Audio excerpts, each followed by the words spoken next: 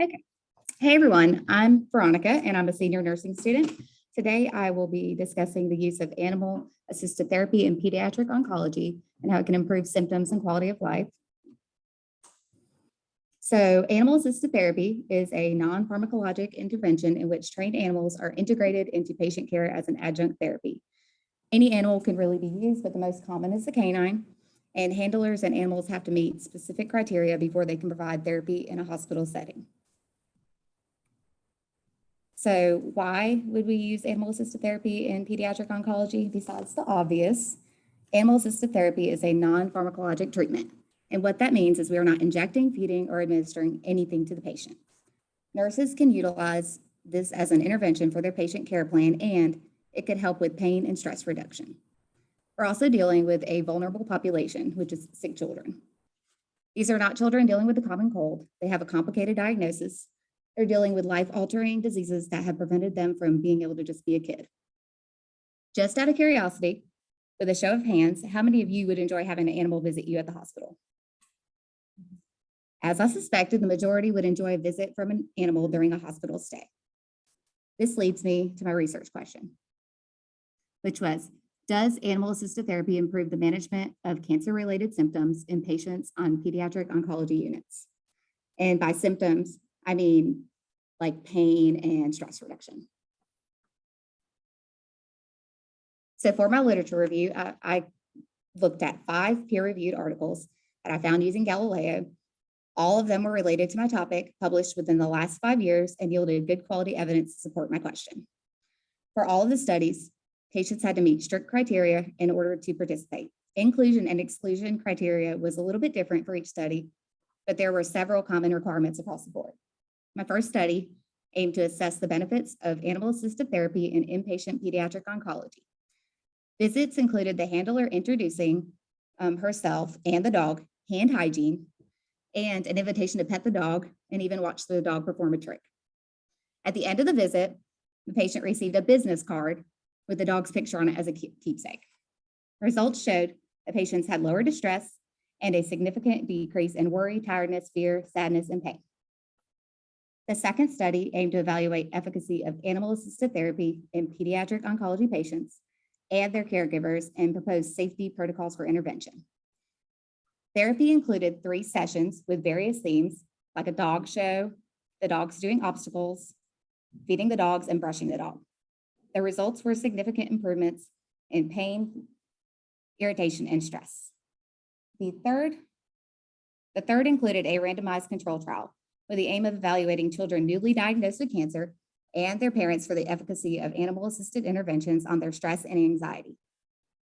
Therapy included mostly petting the dog and talking to it. Results showed that there was a reduction of stress in children from both groups and a reduction of stress in parents from the intervention group only. The fourth study aimed to evaluate the experiences and responses to animal-assisted therapy as a complementary treatment in pediatric hospitals. The interaction included a calm period as well as an active period that included dog tricks guided by the handler. To conclude the session, each child received a stuffed animal that resembled the dog. Some of the descriptions the children gave of the dog is that it was nice, funny, obedient, and large. Another kid shared that it helped them not think about the pain for a while and that they felt a little happier and enjoyed cuddling the dog. Overall results showed increased well-being and satisfaction, as well as a reduction of pain. And the last article was a systematic review of 5 different studies. Their aim was to synthesize evidence regarding the use of animal-assisted therapy in pediatric oncology. They suspected that animal-assisted therapy would lead to improvements in symptom management and quality of life in pediatric oncology patients. Results showed improved short-term and long-term psychological and physiological outcomes. I evaluated the articles I used for my research and found some common themes. The strengths were that they were all recent studies. They also used free and fixed responses, meaning that there were questions with a definitive ABC type answer, and also open-ended questions where they could respond however they wanted. Limitations were that there were small sample sizes and that there was no control group for the majority of the studies. So they did not collect data from patients that did not participate in animal-assisted therapy. There were consistent results. They were positive with the use of animal-assisted therapy in pediatric patients with cancer. The evidence I found is applicable to nursing because animal-assisted therapy can be used as a holistic approach for patient care, and it can be used by nurses. My recommendations are to increase the use of animal-assisted therapy in pediatric oncology units. Further research should be done and is necessary to address limitations like sample size and control group, so more robust evidence can be produced that supports the effectiveness of animal-assisted therapy. Are there any questions? Okay.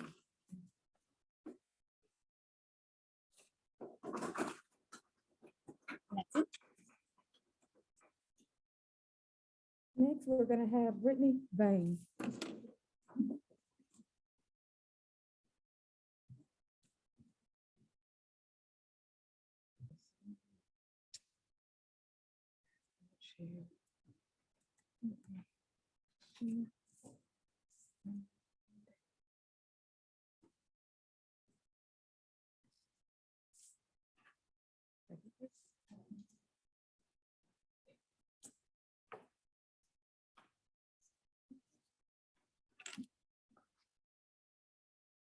Okay, my name is Brittany Vang. I'm a senior nursing student. My presentation is on the impact of correcting inhaler techniques in pediatric patients with asthma. Chronic conditions in the United States are the leading causes of death and disability among the population. Asthma, a chronic condition, impacts 7% of the pediatric population nationwide. There is also a 44.3% prevalence of asthma attacks among children with asthma, according to the CDC. There may be multiple reasons for poor asthma control. However, one of the main causes of improper asthma control is poor inhalation technique across multiple types of asthma inhalers. The Global Initiative for Asthma estimates that up to 80% of patients with asthma cannot demonstrate correct inhaler technique. Inhaled medications are critical to the treatment of asthma. When inhaled medications are not used correctly, little to no medication is able to reach the lungs and leads to preventable adverse effects of asthma.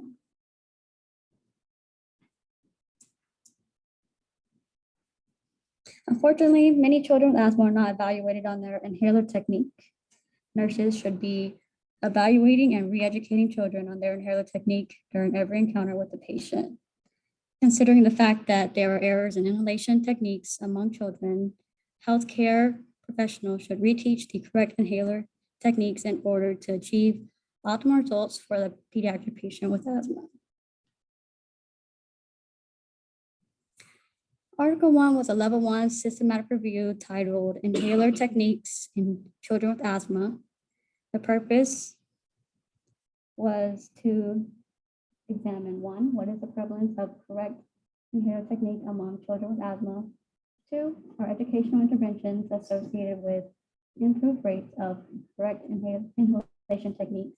And 3, is improved inhaler technique associated with improved asthma outcomes? Limitation to the study was that the systematic review only examined articles published in English. The authors concluded that inhalation technique should be continuously assessed, even in children who have previously demonstrated correct technique. 17 studies examined the effect of educational intervention on child inhalation technique. Level 2 was a cohort study titled Meter Dose Inhaler Spacer Use Education Effects on Achieving Asthma Control in Children. The purpose was to evaluate the influence of standardized education on proper MDI use and asthma control. Limitation to the study was the small sample size of the study population. The results of the study indicated a significant improvement of asthma control and symptom score with improved inhalation technique after a standardized education. Mean inhalation technique score was 4.9 before education and increased to 7.8 after education. Article 3 was a level 2 sub-study from a randomized control trial titled Pressurized Meter Dose Inhaler Spacer Technique in Young Children Improves with Video Instruction. The purpose aim to determine which steps in inhalation technique are most often performed incorrectly in young children, and to investigate the effects of age-appropriate instruction on proficiency in inhalation technique in young children. Limitation to the study was the usage of only one inhaler technique. The results, the proportion of participants with higher total score, which indicated better device technique, increased with each study, with each visit, while the proportion of participants with lower total score decreased. Article 4 was a level 2 prospective interventional study titled Impact of Educational Intervention for Correct Inhaler Technique on the Quality of Life of Children with Asthma. The purpose of this study was to evaluate the influence of education about proper use of inhalers on quality of life in children with asthma. Limitations to the study were the relatively small number of children and having no information on whether the level of proper use was followed after the study. The results showed a number of children demonstrating a correct inhalation technique improved from 28, which is 19%, to 127, which is 86.4%.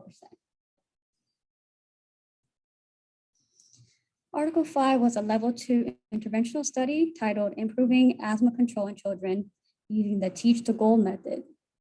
The purpose was to determine if interventions for teaching correct inhaler technique reduce asthma symptoms, thus improving asthma control. Limitation to this study included a focused sample population and limited time frame. This study identified statistically significant improvement in child asthma control and quality of life outcomes, and a small effect on pulmonary function. Pediatric asthma quality of life questionnaire scores increased from 4.83 to 5.43. The common theme among these 5 articles is a need for continuous and corrective teaching to the pediatric patient with asthma. The articles commonly enroll children with asthma exacerbations, with the main intervention being to reteach the correct inhaler technique. Small sample size and limited research time are common limitations, and conclusively, there was a significant improvement in asthma control, which was correlated to reteaching inhaler techniques to pediatric patients with asthma. In conclusion, inhalation technique among children is often poor and inconsistent. More studies should be conducted to assess the long-term effects of reteaching inhaler techniques.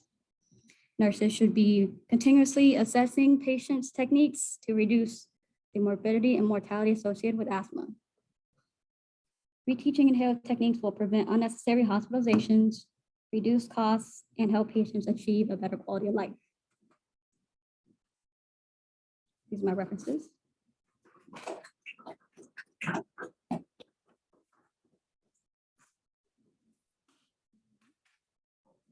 Next up, we have Caleigh Godwin.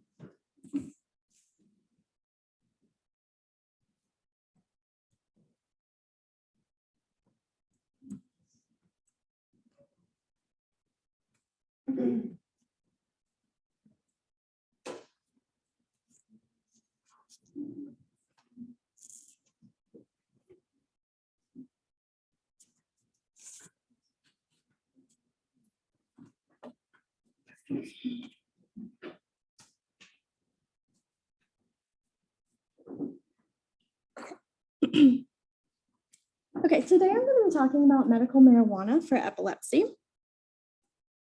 Okay, so what is epilepsy? When I think of epilepsy, I think of like one type of seizure, and that's typically the type of seizure that like lasts a few minutes. It kind of has like that jerking, the muscle stiffness, and you see like the patients that fall to the floor and like lose their consciousness.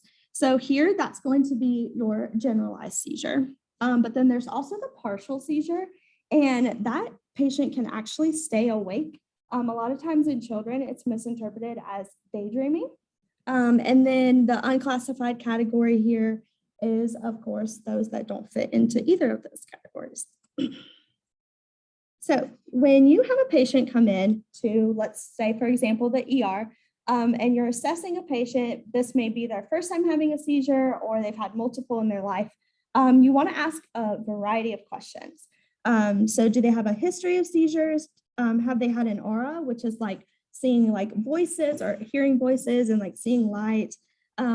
Maybe they've had like an injury, they've had a car accident, they've had a stroke, they've had a sports injury. So all these type of things can cause seizures.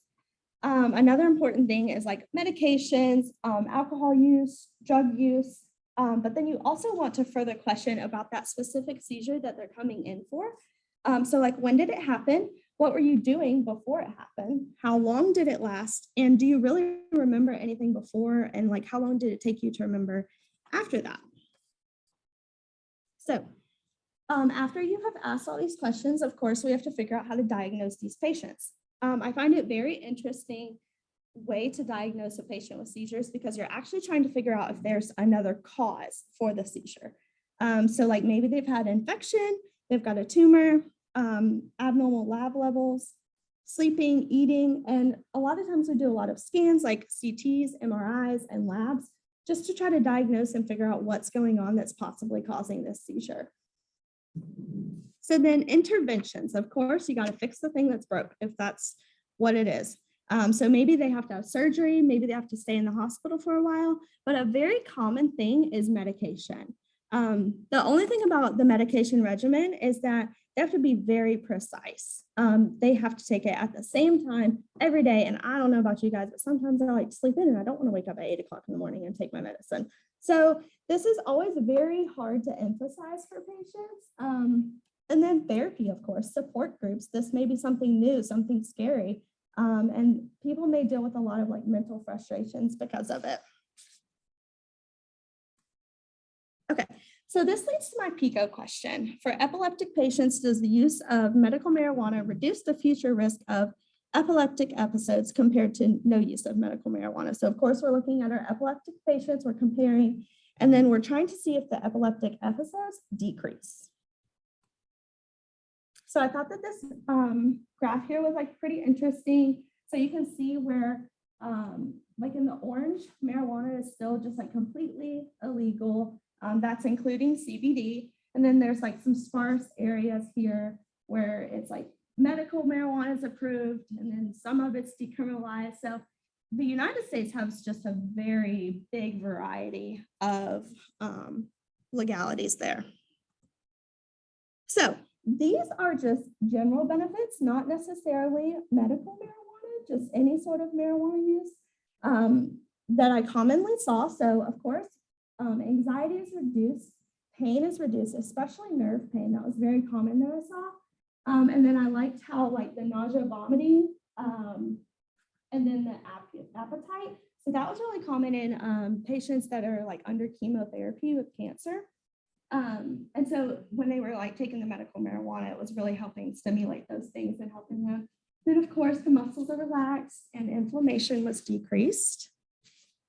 So like everything you do to your body, whether it's the food you eat, the exercise you perform, water you drink, there's going to be side effects. Tachycardia, there's going to be hypotension, there's going to be depression, and then anything is up to like addiction. I don't know if you guys watch My Strange Addiction, but that's like the weirdest thing. I saw like some woman that drank gas, which was very weird to me. Okay, so we had to review 5 different articles and kind of pick them apart, figure out their weaknesses and their strengths. So I'll be kind of going into depth a little bit more about those. So Article 1, medical marijuana is actually typically tested on adult people, not children. So I found this article to be very interesting because it had talked to like 9 different children. And this was kind of a last resort thing. Like people the parents were like using this as like, okay, we've got to find something that works because of the stigma of marijuana. So a limitation to the study though, was that all the children were Caucasian. But I will say that a good strength of this one was that they had no medical issues aside from the epilepsy. So this was definitely the last resort. So the point of this full article here is how long did the dose of specifically THC stay in the child's system? And could that be of value? So throughout all the testing and stuff, the conclusion was that it's a little like altering and more testing is definitely needed to see if it was safe. Okay, so Article 2. The point of this article was to test on a variety of age and see the success rates. But however, like a limitation of this article was that this was done, the research that they kind of based this off of, it was kind of like a little train thing. It was done 50 years ago. So it's really not current with like diseases that people may experience, especially COVID-19. However, anytime that you have a large population in some sort of research, that's really beneficial. So this had over 1,000 people that they looked at, and that was very helpful. So the majority of the result here was that seizure activity was decreased, which also showed that we need more research. Okay, so Article 3, this was again like a downfall to this was that only 5 people were looked at here. All 5 did report decreased seizure activity. However, something that was different from this article compared to the other ones was that they also had improved sleep, mood, and admissions to the hospital, which I think was pretty important.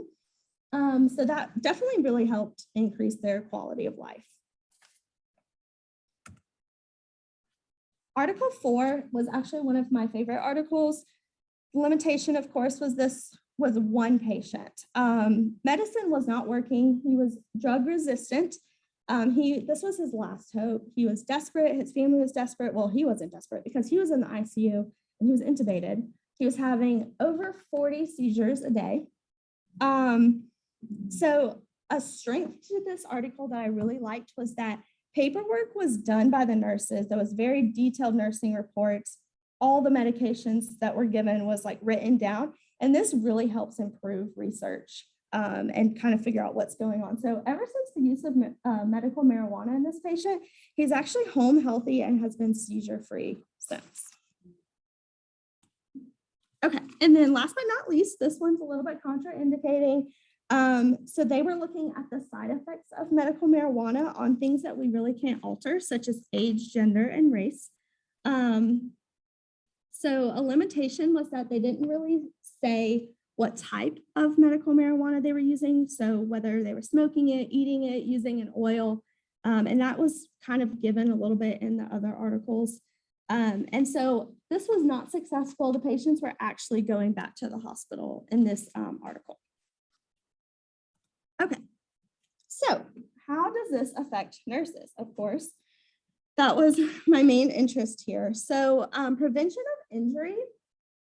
If a patient is coming in and they're having tons of seizures, that's a little bit scary. And so sometimes these patients may have to have one-on-one care. They may have to be in the ICU. And then of course that takes a nurse from other patients that, it may be needed for. Airway clearance, of course, I know that we've all learned in nursing school with airway, we have to have the suction and we have to be able to take the measures for life prevention, or like to help them live, of course. And then with the injury, going back on that, we have to pad the bed rails. We have to sometimes put mattresses on the floor and have the patients on the floor. And so anytime a nurse has like an unstable patient, I really think that that decreases their self-esteem. I know that like if I just even in clinical have like an unstable patient, I'm just like very worried about them.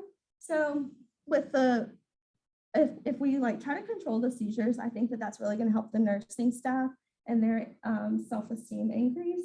And then educating, of course, with the family members, making sure that they know what to do if at home their family member has a seizure, and to turn them on the side and try to prevent them from choking and call 911. So all of this can be hopefully avoided with the use of medical marijuana. Okay.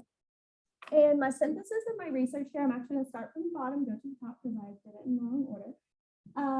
So the use of medical marijuana is not legal in all 50 states, as you guys saw on that map.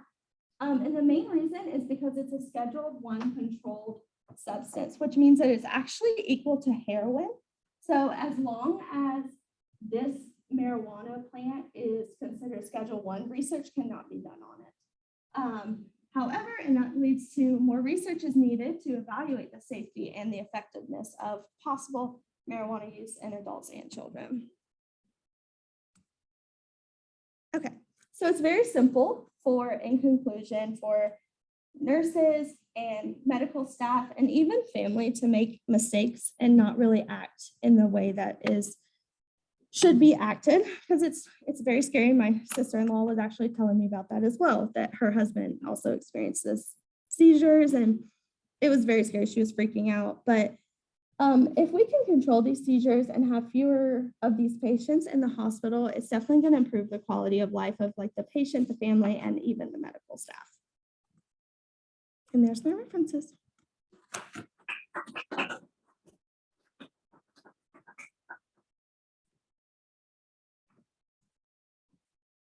Okay, next up, we'll have Ellie Brightwell.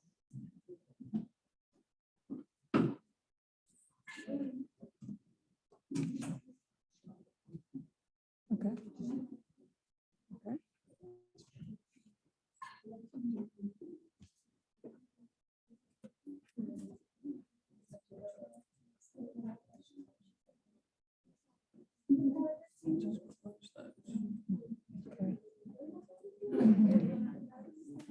Ellie, you have two. You want to close these out? It's pretty hard to find which one.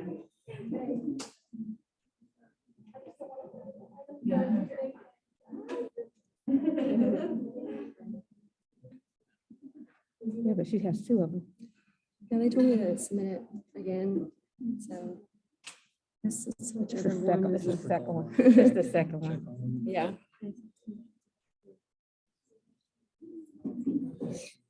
Just go ahead and start slideshow first.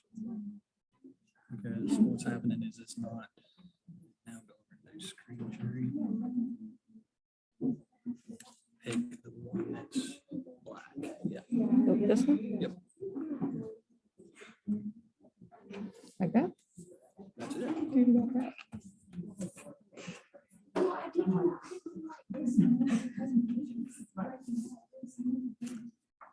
All right, I'm Ellie, and I'm a senior nursing student, and today I will be presenting over the severity and mortality comparison of COVID-19 in vaccinated and unvaccinated adults.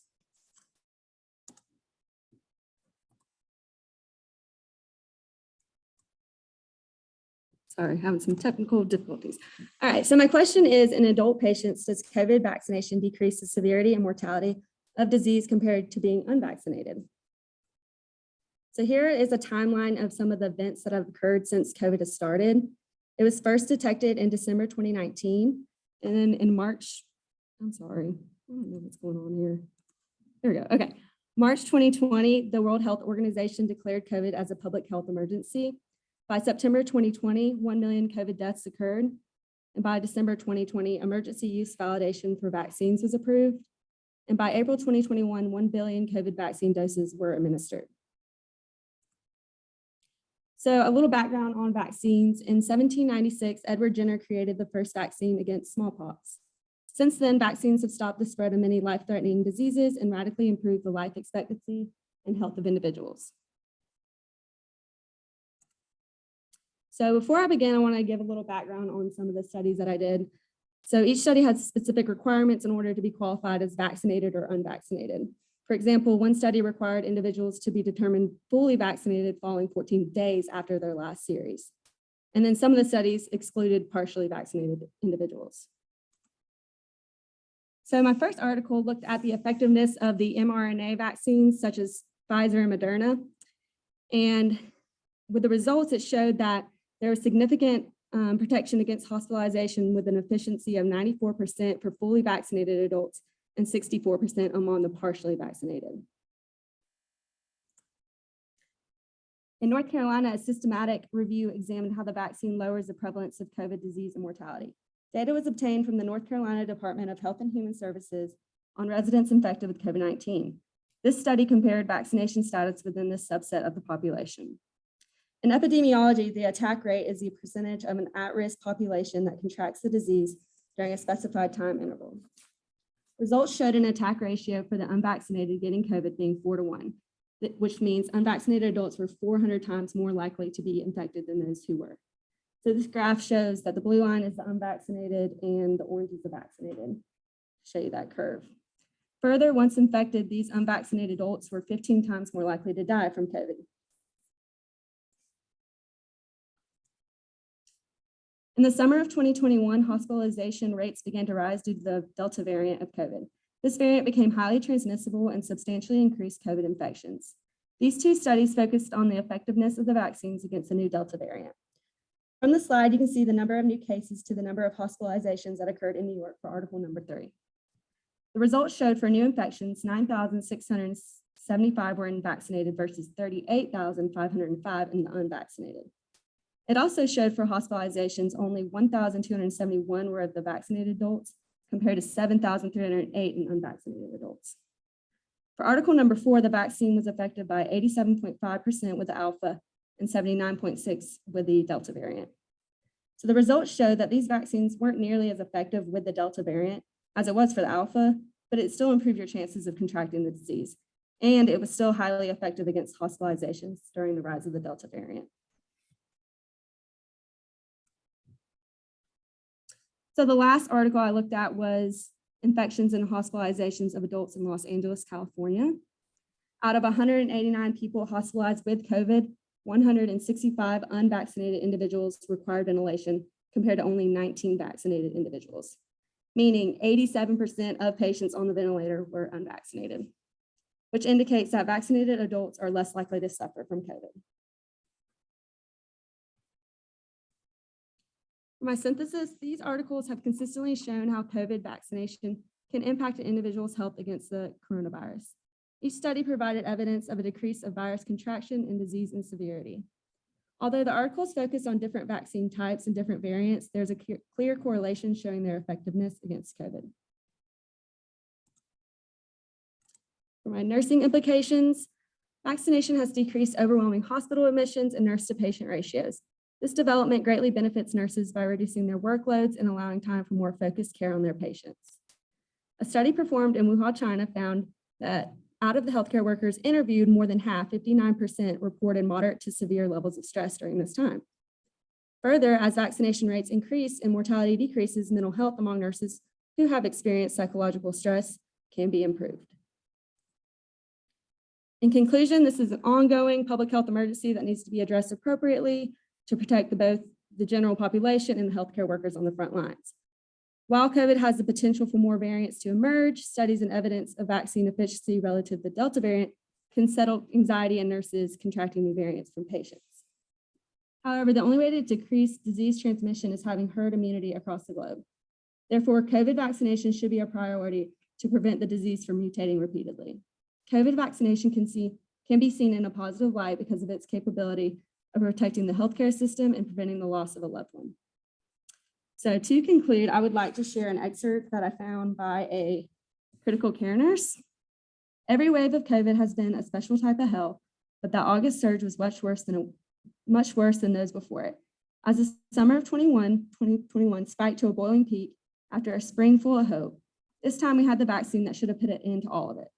The vaccine and I and so many healthcare workers have clung to like a lifeline for the first waves, and the brutal winter was here, safe and effective, and largely ignored by patients that were first a trickle and then a torrent rushing into the ER, the medical surgical units, and the ICU, all gasping and dying and begging for a miracle, younger, sicker, crashing faster.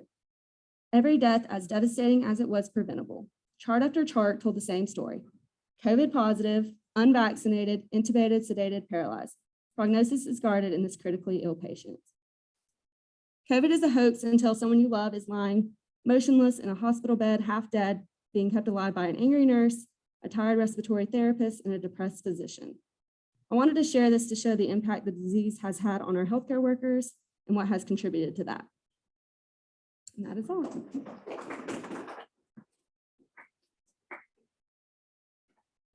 we're going to ask all 4 presenters to come back up front, and we're going to open up the questions for the audience. So if you have a question, just raise your hand. All 4 presenters come up front.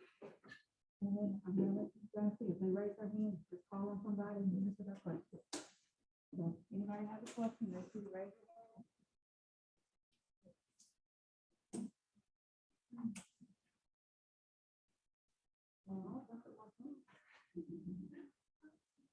I have a question for Caleigh.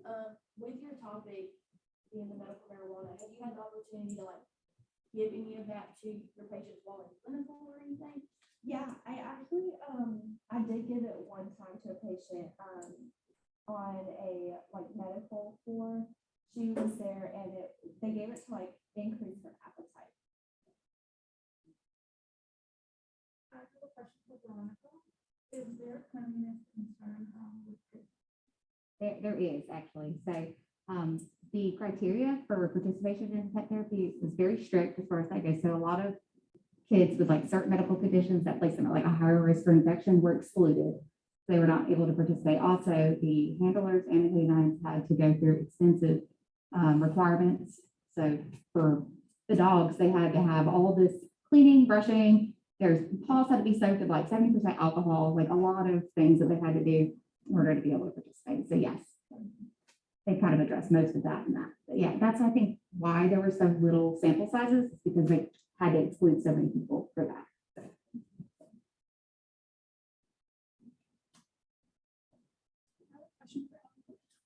So with kids being able to be vaccinated now, are you able to like see any of that in your research? So I really wasn't looking at kids in my research because I was focusing on adult patients, but I do know that whenever the vaccines for the kids were like finally approved, it was during the time Omicron was coming about, so it kind of like washed it out because it was a different variant. We weren't ready for that with the vaccine. I have a question. Is it Brittany or Brittany? Brittany, did you see where I know like some kids start asthma treatments like early on, so they get used to, you know, how to hold the mask and all, rather than starting, I guess, like when they get a little older? Do you see with the kids starting earlier that they're more aware and cautious on like how to use the mask rather than kids who start, say at 5 and say you started at 1? Like you're used to using, you know how to hold the mask and using the machine and such. Does that make sense? What I think I'm getting it, but no, I think that they're so used to doing it a certain way, they forget the correct way to do it. So it's just about going back and teaching the correct way. just reinforcing it? Okay. I have a question for Ellie. So with the whole COVID vaccine stuff, did you see anywhere where they're like starting to let like different types of healthcare professionals, like the technicians and stuff, learning how to do the vaccines? Did you see that anywhere? No, I didn't. Because I feel like that would help like take some of the workload off the nurses and like the doctors. So Yeah, I definitely agree with you. Just us having to go do that was, you know, a little time consuming, and I think it would be a good idea to have other people helping out with that because there's a lot of people that still need to be vaccinated. Any other questions? but y'all all did a great job. Yes, let's give them another round of applause. We want to thank Worker will give you a certificate and your t-shirt. We want to thank everyone for coming. Make sure if you didn't stand before you leave.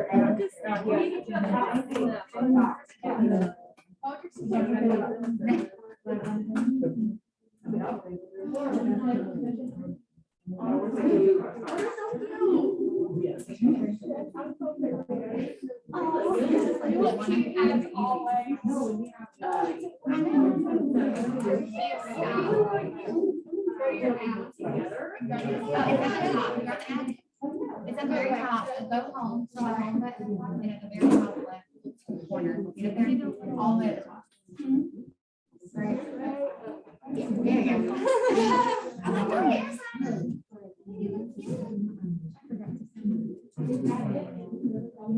It should say. It should. Say that you're signed in. Yeah, that's all. Honestly, didn't bring it.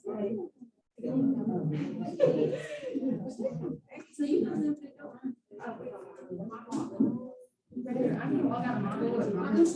Start that. Go back to the PowerPoint. Sorry. Plug in first. Oh. I know I told you that the first time, but now just minimize it. Share screen. Pick this one. There she is. Okay. I think I got everything going. It's gonna stop sharing. I'm sorry. What? No, go back to PowerPoint. Okay, it's there. That's good. Now go to Zoom. I'm sorry. Share screen. You want to pick this one, screen 2. I'm sorry. So now they see that. Perfect. Am I recording already? Yeah, it is recording. She should be good to go. Just a second, okay? Thank you.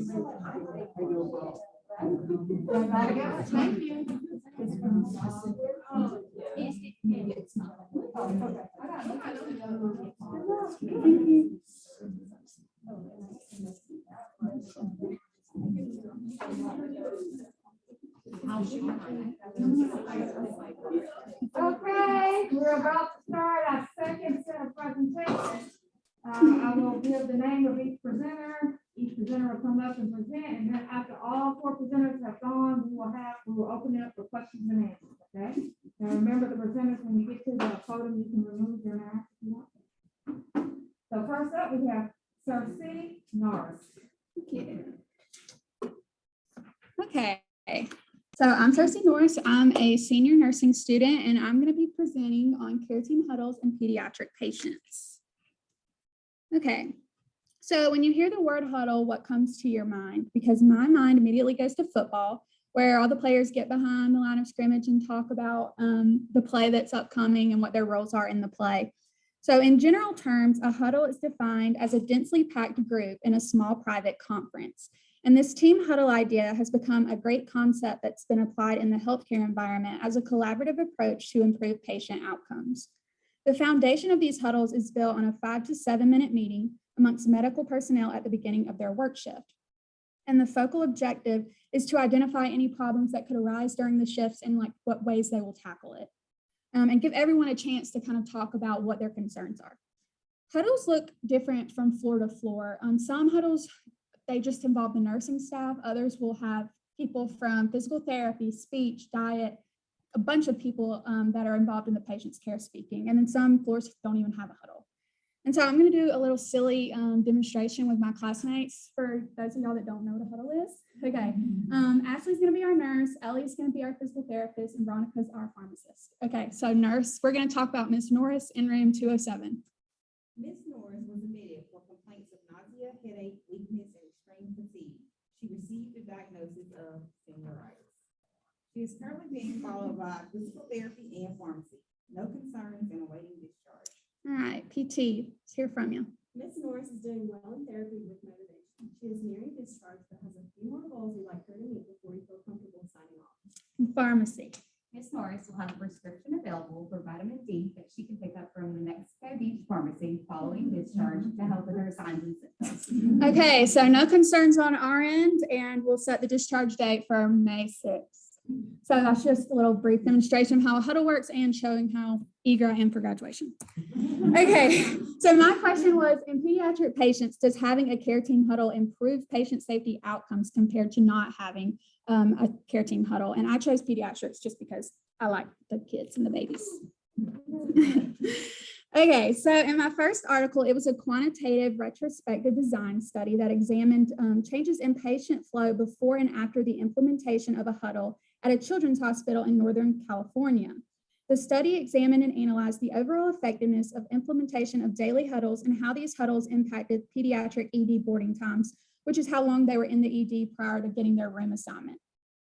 The data revealed that there was a statistically significant difference between patient flow data before and after implementing daily care team huddles, which revealed significantly shorter times from admission orders to bed assignments. There was a median time decrease from 3 to 2.6 hours after implementing huddles. And this is relevant to my research because it shows that when they're promptly admitted to the floor that they need to get their treatment on, they are able to improve quality of the patient care and safety outcomes. So the huddles actually work in accomplishing this goal quicker. Okay. The second article was a unique survey-based quantitative study that actually took place at CHOA in the Pediatric Cardiac Intensive Care Unit after some of the staff stressed that they were experiencing increased anxiety when they were caring for the COVID patients. So the aim was to implement a huddle process during the COVID pandemic to create situational awareness amongst the staff regarding infected patients and patients that were under investigation for COVID. They did it at the beginning of each shift, and that was led by the attending physician. The discussion was focused on how they would care for patients that were quickly decompensating or going downhill, or in emergent situations, who was going to go into the room, who was going to handle this, just because they don't want too many people going in there with an infected patient. To determine the success of the huddles, they did a quantitative survey, and the results showed high results, pretty much saying that they were helpful to their jobs. They felt more confident in what their role was after they implemented the huddles and had the discussion. So this further confirmed that huddles created situational awareness amongst the patient's care team, resulting in them having less anxiety, feeling more comfortable doing their jobs, which ultimately improved their patient safety and outcomes. My third article was from Sydney Children's Hospital in Australia on a hematology and oncology unit. A unique part of this study was that it also examined how feasible and sustainable the huddle was to be implemented over time. So it looked at how the huddles improved situational awareness in addition to how long they could sustain it over time and if it was actually something that could be kept up. Members of the huddles were surveyed at 6-month mark after starting huddles and then the 18-month mark. And the results showed that respondents agreed that their situational awareness was improved. They were able to identify patients that were at risk for issues that may arise, and that it helped with the overall discharge process. And then they also found an overwhelming finding that they were sustainable over time. They have conducted over 700 huddle events in 3 years. Ultimately, this is relevant because it shows it improves communication and situational awareness when implementing huddles. My fourth article was a quantitative study that examined how implementing daily care team huddles at a children's pediatric ICU and children's in Saudi Arabia was improving communication amongst staff. And the focus of the huddles were examining the interactions between healthcare workers by building trust and confidence in one another. The data revealed that they conducted 275 huddles, and the compliance rate grew from 73% at the beginning to 97%, and a total of 340 safety issues were addressed. And that just kind of gives a breakdown of the different things that they addressed, like 109 issues on infection control and medication errors. So those are important things that were fixed because of the huddles. This is relevant because it shows that it's directly coordinating with solving safety issues that can come up with patients. And then my final article is really unique because they took a different approach. They actually examined the ethnomethodology and conversation analysis to try to figure out the linguistic nature of care team huddles. So they wanted to see how it went from just general everyday conversation to being able to pick out a problem and find a solution for that problem. They examined the methods by which members identified at-risk patients. So some of the verbiage used you might recognize from our little example earlier. They use the one to watch, no concerns here, watcher, acute concerns, at risk for deterioration. So huddlers were able to collaboratively and efficiently identify patients that needed increased attention, and audio recordings were indicating that situational awareness gradually increased over time as the participation in daily care team huddles increased. This is relevant because it shows that not only is huddling important, but also who's all involved in the huddle, who's interacting and speaking up, and the type of language they're using is also important in solving patient issues and safety concerns. So a common theme amongst all of these research studies was that huddles are effective in a pediatric setting. And ultimately, it improves patient safety and their outcomes in this population. Some studies examine direct relationship between huddles and patient safety, while other studies examine variables that indirectly affected patient outcomes, such as provider stress, communication, and verbiage used during huddles. all of the huddles did have a collaborative care team involved. However, some had physical therapy, diet, PT, pharmacy, all the things that we did earlier, but some just had a nurse and a physician, but they all consistently had at least a nurse and a physician involved. And then as far as nursing implications, huddles are utilized across most patient populations, not just pediatric settings, and they should be. I know that a lot of y'all in this room are going to be nurses here in the future, and huddling is a topic that we should really want to speak up about. Huddles have been proven to improve communication amongst care teams, increase confidence while providing care, improve situational awareness, decrease stress, and allow for collaboration, which ultimately is going to result in your patients being more safe and having better outcomes. It makes the lives of nurses easier, and it may seem nerve-wracking to speak up in front of a group, but it ultimately allows the team to be on the same page, which is going to benefit your patient. So it's important that all floors implement this kind of huddle to enhance their communication. And what I really like about this topic is it isn't just applicable to nurses and healthcare. So if there's anyone in the room that has a business or something, they can utilize huddles in that role to address some concerns. If you've got XYZ person doing XYZ task, you can get together and discuss how you want to approach that before starting the day. And it's really beneficial, and it's sure to get tasks accomplished efficiently. Okay, in conclusion, huddles work. Kids are cute. I'm ready to graduate. And yeah, so that's it. Here's my references.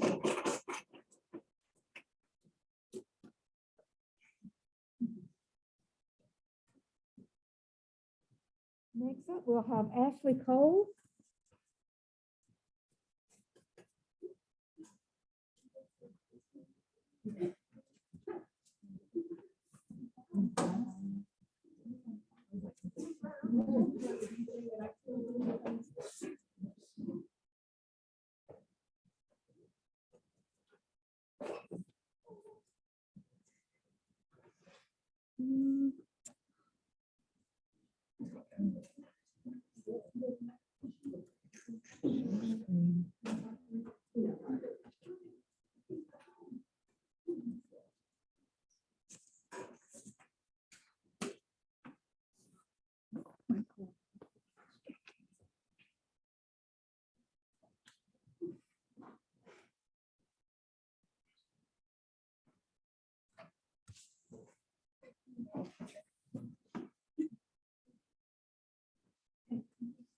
You know, you can. It's not coming up. Somehow I lost it.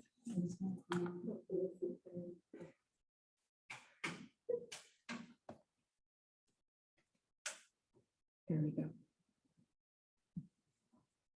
Nope. There we go. Right. Hello, everyone. My name is Ashley. I'm a senior nursing student here at Piedmont, and today we're going to talk about scheduling and job satisfactory.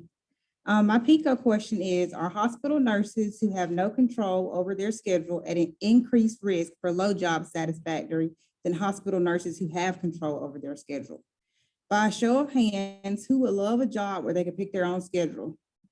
It should be everyone. All right, a little introduction about this topic. A little introduction about job satisfactory. Job satisfactory is an important factor in the nursing career. The main factor being control over work schedule. The retention rate of hospital nurses is decreasing due to the increase in low job satisfaction. Job satisfaction contributes to a lot, like a better work outcome and better productivity. It is concerning for such a high increase in low job satisfaction when the world is so short-staffed right now. When the pandemic came in 2020, a lot of nurses were not satisfied with the increased workload, and many feared getting sick, so there was a huge shortage of nurses. The picture shown here, the nurses look happy, so I'm sure they're picking their work schedule and they're satisfied.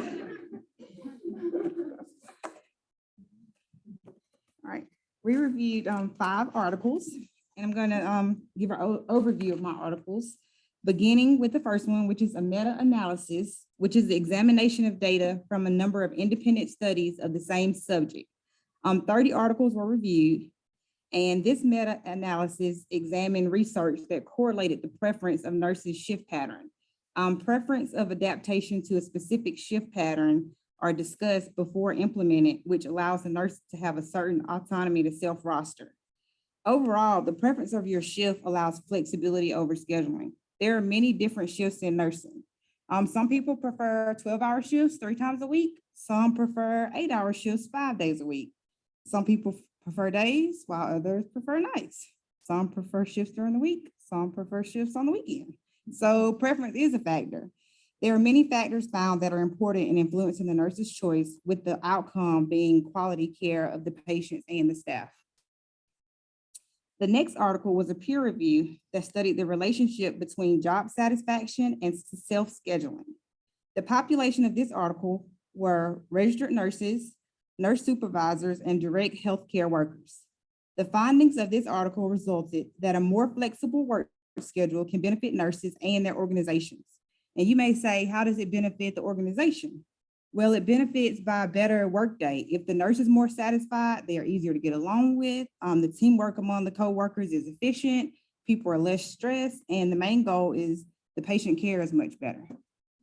This article shares evidence that the flexible work schedule gives nurses the freedom to control and manage the demands of work and home, which can indeed improve job satisfaction. My next 2 articles were cross-sectional studies. The first article was a sample of 23,000 nurses from 384 different units in 10 different hospitals. The overall response was 59%. This article examined how aspects of the nurse practice environment and satisfaction with work schedule flexibility measured at different levels, how it influenced the intention to leave the workplace due to dissatisfaction.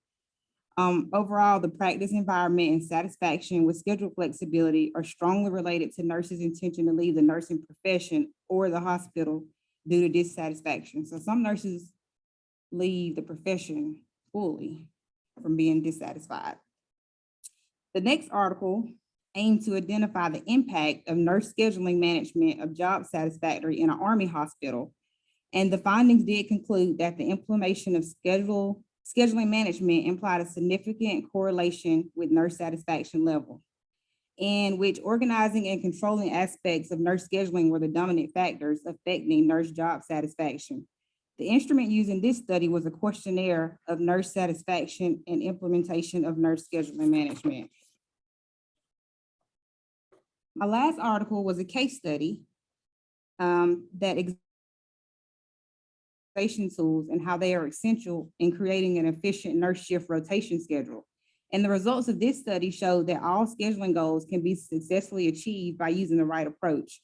The population of this article was operating room nurses in private hospitals with 200 beds, and it was 17 nurses working in a 3-shift rotation system over 28 days. So this article showed that a nurse scheduling tool outcome should improve the nurse's perception of fairness and job satisfaction, I guess because of the rotating schedule that's going on. Now let's talk about the synthesis of literature, the common themes. And our common theme here, happy nurses. There are several common things among all of these studies. The theme of these articles has many findings on hospital nurses. The major findings were how having control over work schedule increases job satisfaction. Happier nurses were those who had flexibility and choice over their schedule compared to those nurses who didn't have control over their schedules at all. The nurses with no control had lower retention rates and increased low job satisfaction. All the studies indicated ways to make nurses' job satisfaction higher, with flexibility of scheduling being the #1 factor.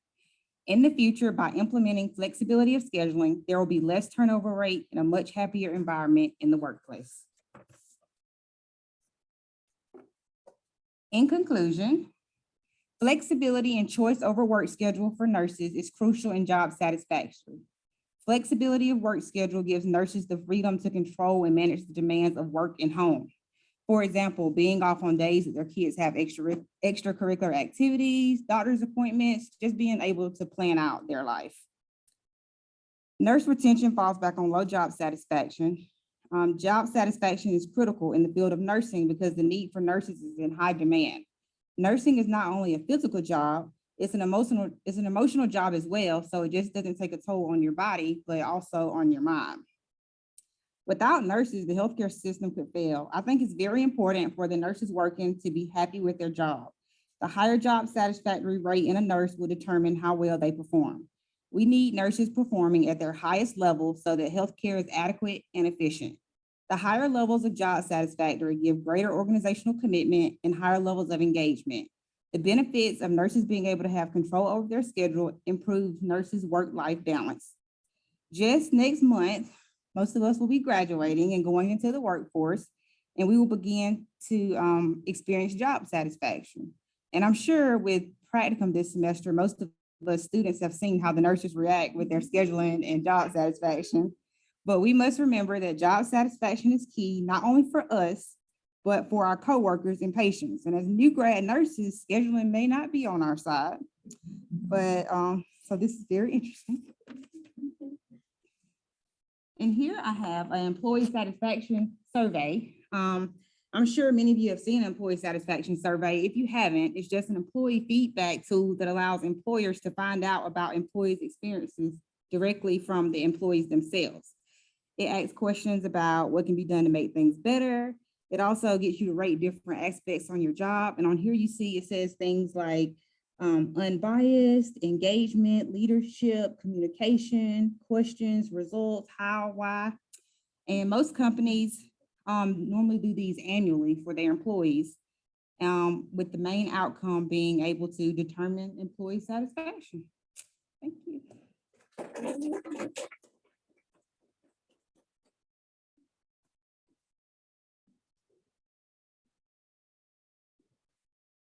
So next up, we'll have McKinsey Walker.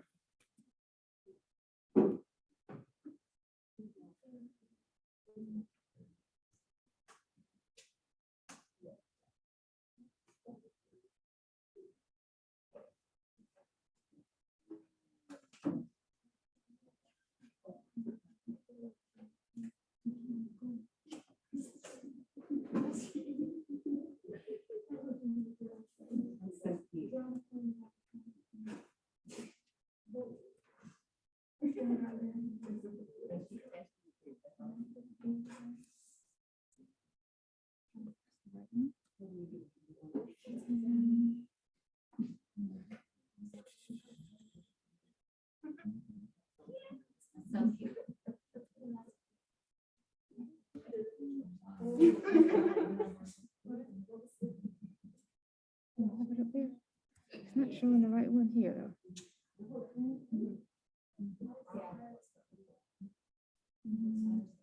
Try it again.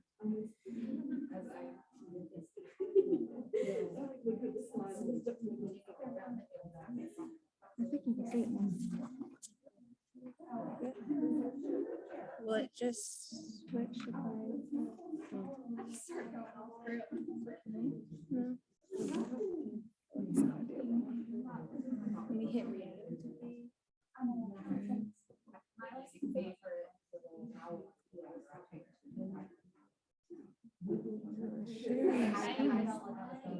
Oh. It's not doing that. Okay, let's try it the other way.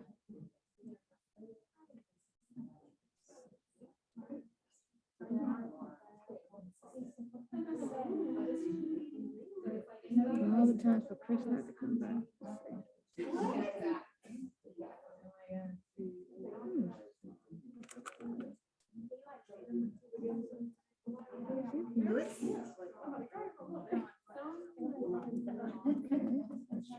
one. Oh, I think it was that one.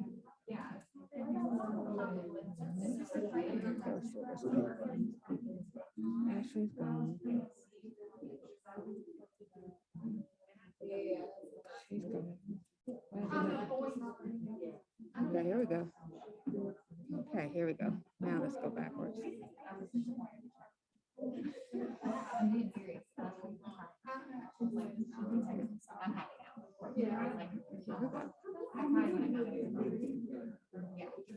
I don't know what happened with it. It doesn't like me. There we go. Okay, thank you.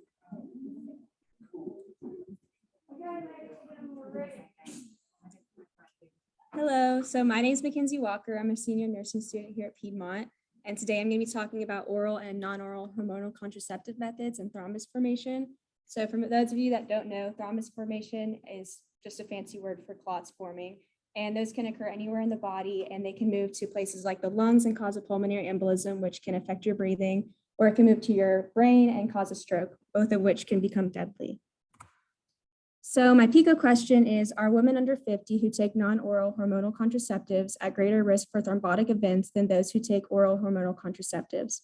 So we're going to be looking at women under 50 who take non-oral contraceptives, compare them to those who take oral contraceptives, and then see the thrombotic events that occur. So a little bit of background. Hormonal contraceptives have been around since the mid to late 1900s. And since their introduction, there have been numerous thrombotic events that have been observed in female users across the world. And because these are so widely used, it poses an adverse health risk to a large population of women. And according to one of the articles that we're going to go over, it's projected that 300 to 400 healthy women die each year in the US as a result of hormonal contraception. So in the grand scheme of the whole US population, that might sound small, but for women taking hormonal birth control, I think that that's too big because it's so widely used. So all of this raises the question of whether one method is superior to others in terms of risks. So a little bit of background. When we talk about the pill, we're going to be talking about combined oral contraceptives. The pill can be combined with estrogen and different types of progesterones. So there's a lot of different types of progesterones, but we are going to be focusing on levonorgestrel that's combined with those pills. And then when we talk about oral or non-oral hormonal contraceptives, we're going to be talking about the transdermal patch, which is applied weekly, the transvaginal ring, the subcutaneous implant that goes in your arm, the injection that you get like every 3 months, and the IUD, which can stay in place for years. So the first article that we're going to go over, the purpose of it was to assess the risk of thrombus formation among combined oral contraceptive users. And it was a systematic review and network meta-analysis that looked at 26 studies and 25 different articles. So this article adequately summarized the data from all the other articles and studies that it observed among the commonly prescribed oral contraceptives. The results of this article showed that all oral contraceptives investigated are associated with an increased risk of a thrombotic event. So regardless of the type of progesterone that it's combined with, any type of oral contraceptive is going to increase your risk of a blood clot. And they also found that there's a dose-related relationship between the amount of estrogen and the amount and type of progesterone that's used, which we'll kind of get into a little bit more. And it actually increases your risk by 4-fold. So Article 2, the purpose of this article was to assess the incident rate of VTEs or venous thromboembolic events in users of non-oral hormonal contraceptives and compare the results with non-users and people who use combined oral contraceptives. So this sample size was a really good sample size. It included all Danish non-pregnant women aged 15 to 49 who are free of previous thrombotic events or cancer from 2001 to 2010. So a big strength of this study was the inclusion of the whole population of non-pregnant healthy Danish women over a decade, which ensured external validity of the sample size. Although a limitation of this study was that the researchers couldn't control for certain familial predispositions or BMI, which is important to note because a high adiposity or a high body percentage of fat is a well-recognized risk factor for thrombotic events. So the results of this study showed that when compared to non-users, women who use the transdermal patches and the transvaginal rings had a 7.9 and 6.5 increased risk for confirmed VTE cases. And then when compared to women that were on combined oral contraceptives with levonorgestrel, the risk among patch and ring users was increased by 2.3 and 1.9. So you still had an increased risk with the combined oral contraceptives in terms of the non-oral. So subcutaneous implants had a slightly increased risk, and this was actually really interesting to me. The levonorgestrel IUD did not show any increased risk when compared to non-users. So that kind of gives you an idea, like even though it's a non-oral one, and it sounds like the non-oral ones like the patch and the transvaginal ring cause the highest risk, the inserted IUD with levonorgestrel did not. So all this evidence suggests that non-oral contraceptives like the patch and the ring increase a woman's risk of a thrombotic event more than oral contraceptives do, except for the levonorgestrel IUD. Article 3, so this analyzed 15 original research articles and evaluated the risk of objectively confirmed VT cases in healthy women under 50 who took oral or non-oral hormonal contraceptives. So the results of this study were similar to that of Article 2. It showed an increased risk with the transdermal patch having the highest risk of a 7.9 increase and the vaginal ring with a 6.5 increase. It also showed that users of oral contraceptives with levonorgestrel had a 2.79 to 4.0% increased risk, while those that were on oral contraceptives without levonorgestrel had a risk up to 48.6. So that shows you that levonorgestrel containing oral contraceptives have a lower risk than other oral contraceptives that don't have levonorgestrel and have a different type of progestogen. It went on to say that the injectables conferred a 3.6 increased risk, subcutaneous implants increased one's risk by 1.4, and the LNG IUDs did not increase the overall risk once again. So this is relevant because it provides statistical evidence that non-oral hormonal contraceptives can pose a greater risk for the development of blood clots than oral contraceptives with levonorgestrel. So the fourth article, this one looked at 262 women aged 18 to 50 who used hormonal contraceptive methods for at least 3 menstrual cycles. So this article, the purpose of it was to assess the levels of sex hormone binding globulin, or SHBG, in all women participating in the study. So a little bit of background, SHBG, or sex hormone binding globulin, might serve as a marker to determine someone's risk for the development of venous thrombosis. So the higher levels of SHBG, the higher your risk for getting a blood clot. So that's an easy test that can be done in like a primary care setting or a lab anywhere really, because it's an easy test that just tests your blood. So the results of this article showed that users of the transdermal patch, the vaginal ring, and oral contraceptives without levonorgestrel had higher risks of developing thrombosis than those users, and that these users also had higher levels of SHBG. So the patch and ring users actually had the highest levels of SHBG out of all of the hormonal contraceptives, which is kind of interesting because that just shows that they kind of have a higher likelihood of causing those thrombotic events, and it's correlated with the SHBG level. And then users of the LNG or copper IUDs had SHB levels like those of non-users. So once again, the levonorgestrel IUD is being shown to have the least likelihood of those events.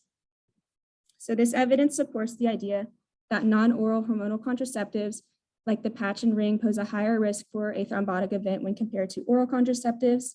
And it identified an easy and rapid test that can be done to assess one's risk of a thrombotic event, which can contribute to the nursing community. Like I said, like it's easy test that can be done in many different settings. And I feel like that's a good way for us as nurses to kind of advocate for our patients. So the last article that we're going to go over, the purpose of this one was to assess the risk of thrombus formation among users of the transdermal patch and other types of contraceptive methods. So the results of this study showed that although the transdermal patch increased compliance because it was applied once weekly, it also increased the user's risk of a thrombotic event by twofold when compared to oral contraceptive users. And the relative risk for VT was higher in patch users, but the absolute risk still remains low. So it's saying that the risk is higher when you're on these types of medications, but the overall risk is still low. But as we saw from the other statistic, 300 to 400 women dying every year in the US is something that I still think needs to be changed or affected. So this evidence can support the proposed research question because it suggests that the patch increases a woman's risk of a thrombotic event twofold when compared to the risks associated with oral contraceptives. So a little bit of overview. All of the studies confirm that contraceptive methods, regardless of their route of administration, increase your risk for a thrombotic event, except for the levonorgestrel IUD. That was the same pretty much across non-users. So oral contraceptives with levonorgestrel pose less of a risk than other oral contraceptives with different progestogens. 2 of the articles agreed that the injectable and subcutaneous implants slightly increase the risk of thrombus development, And then 3 of the articles agreed that the levonorgestrel IUD did not increase the risk when compared to non-users. So in conclusion, majority of the evidence indicates that non-oral hormonal contraceptives like the patch and the ring increase the user's risk of developing a thrombotic event more than oral contraceptives. This evidence supports the proposed research question indicating that non-oral hormonal contraceptives can increase one's risk of a thrombotic event more than oral contraceptives do, except for the levonorgestrel IUD. And then this evidence is relevant to the nursing community because it gives the nurse the knowledge of which contraceptive methods pose a greater risk to the patients. And with that knowledge, you can compare it to your patient's health history, their current health status, their familial predisposition, their adiposity. Like you can compare it to a lot of different stuff, and you can advocate for your patients in that way. So, yes.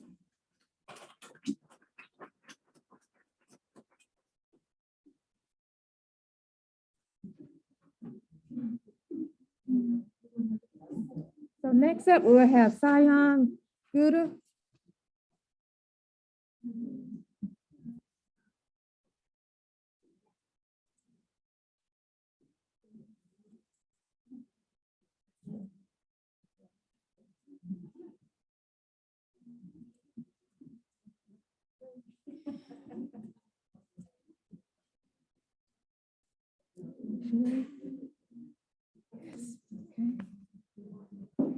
Thank you, ma'am. You ready? Okay. Are we sharing? It's with the video. Let's see what I did.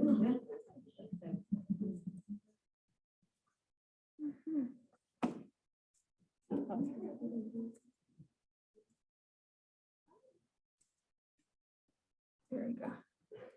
Now we're sharing screen. Now where is it? There it is up there. Yeah. How do I just, oh. Put this out of your way for you. And then, yes. I lost it just that quick. Let's do it again. Oh, there it is. I just clicked. Yeah, okay. You should be able to hit that one or that one. Okay, perfect. You ready? All right, so my name is Tsion, and I decided to present my little PowerPoint on nurse bullying. So I'm going to go ahead and ask a true and false question. So I need participation. So nurses always display a caring, ethical, honest behavior towards their patients, also to their colleagues. True or false? Ooh, some of y'all might be in the wrong room. All right.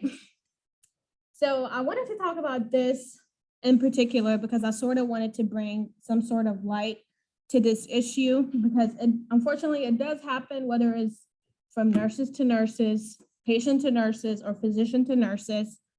So.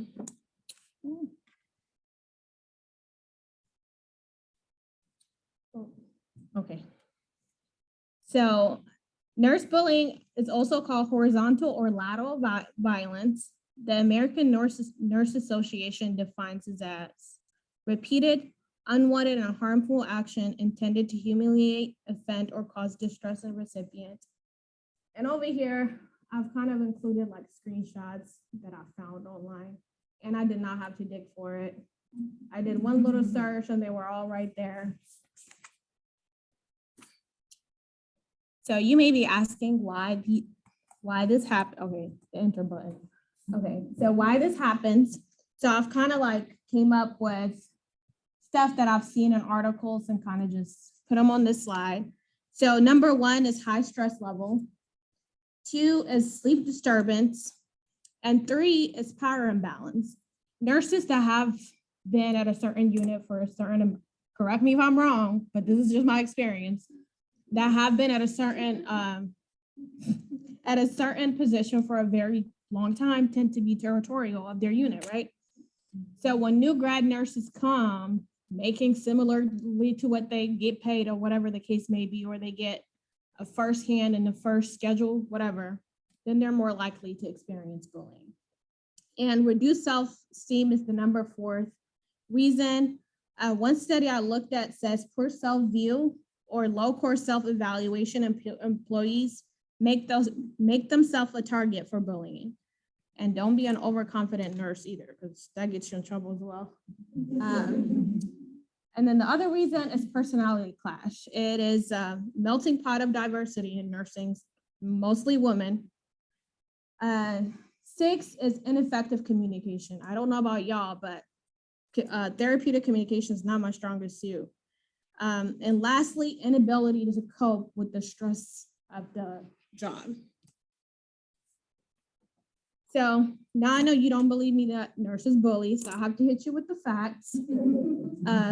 So 70% of nurses report working with nurses or other staff who are insulting, disrespectful, or rude. 60% of recently graduated nurses leave their first position within 6 months, partly as a result of lateral violence. Y'all scared? I am. All right, so, and then the third fact is work environments where bullying exists have significantly increased risk of medical errors and adverse patient outcome. And I'll talk about the medical errors in just a second. So the novice nurse, so this is what it looks like. I found these in an article published by a journal of nursing scholarship, and new graduate nurses were asked, how exactly were you being bullied? So some of them answer by saying being given an unmanageable workload. 2 is being ignored by others. And 3 is coworkers withholding information needed for clinical care. Now that's major. And then the 4th reason is being humiliated or ridiculed. So, okay, so the impact. So I found this information in a module from a hospital across the street. So it says that the impact it has on the victim includes anxiety, isolation, helplessness, physical illness, increased use of sick time, depression, insomnia. Can you believe post-traumatic distress? And then the workplace, decreased morale, damaged reputation, loss of productivity, increased absence, and increased employee turnover. And then for the patient, decreased patient satisfaction, adverse outcome, higher costs, patient safety risk, and increased medical errors. So I know you guys can't see that right now. So I wanted to share a little story, and I'll read it to you guys if you don't mind. And this story was shared by a nurse by the name of Kathleen Woodland in a magazine. So it goes, only 6 months into my position as a nurse manager, an event occurred that directly linked bullying behavior to a medical error. On morning huddles, I was informed that a patient was found with an oxygen saturation of 52%, and had been taken to the ICU. An MRI showed anoxic changes to the brain that was so significant, the physician was concerned his patients would not return to baseline. Even on a full rebreather mask, the patient could not convert normally. I took the patient control analgesia machine into my office and opened it up to find that the machine had been mistakenly programmed for morphine instead of Dilaudid. The patient decreased saturation was a direct result of his or her receiving more than 10 times the normal dose of narcotic. Just then the door opened and the nurse who was responsible for the patient came into my office. Before bursting into tears, she mumbled something under her breath. After reviewing the narcotic administration policy and debriefing her shift, I finally asked, what did you say when you first came into my office? It sounded like I shouldn't have let them get to me. Immediately, the young nurse looked down at the floor and she told her story. I was about 7 or 8 minutes late for my shift last night. When I came around the corner of the nurses station, a group of nurses who had been talking suddenly stopped when they saw me. I don't mean to be paranoid, but the conversation never picked up again. I went into the ladies' room. You can hear from there, you know. Ellie said, she'll never make a good nurse, will she? Then someone else, whose voice I didn't recognize, said, she just doesn't have what it takes. I let those words destroy me. That's all my fault. Now I'll share this story to you guys because something as small as this can potentially cost someone's life. And right now is not the time to be making medical errors. Nurses are being prosecuted left and right, and it's very scary as a new graduate. So no one knows what it takes more than your own colleagues, right? So be nice, and most importantly, be vigilant. Now on to the next slide. So this is when the doctor is the bully. So now this is what the bullying looks like coming from a physician. These were shared by nurses at the annual meeting of the OB and Gynecology Society. So I'm going to go ahead and read it. So the first one says, when a nurse reported to the physician that her patient was highly anxious, had shortness of breath, the physician told the nurse to give the patient some Ativan and take some herself. Later that evening, the patient was admitted to the ICU with congestive heart failure. The second one says, a nurse reported that the final sponge count was incorrect after a difficult tubal ligation. The physician was sarcastic and said an expensive x-ray would be ordered because the nurse obviously suffered from obsessive compulsive disorder. A sponge was found in that patient later. I shared this story to say, advocate for yourself, advocate for your patients, and advocate for your colleagues, and take all means to protect your license.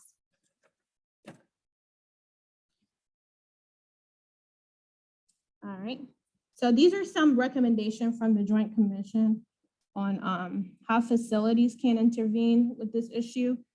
And the picture on the right is what you get when you get a job at Piedmont. And I'm not throwing shots, I promise. And so it says that you would not engage in the 3 Bs, which are bickering, backbiting, and blaming.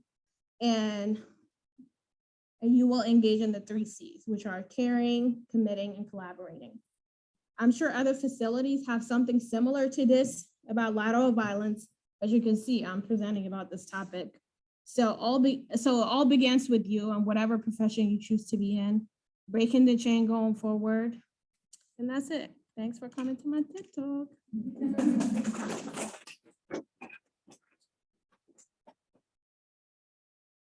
Now we'll ask that all the presenters come back up to the front. And we will engage in our question and answer session. If you have a question, raise your hand and one of the presenters will call on you. And I will ask that the presenters repeat the question so they can make sure they can hear it. Question, raise your hand. Come on, don't be shy. I'll go first. This is for Ashley. I know you mentioned that a lot of nurses left their job due to dissatisfaction. Do you know or have a roundabout number of how many left?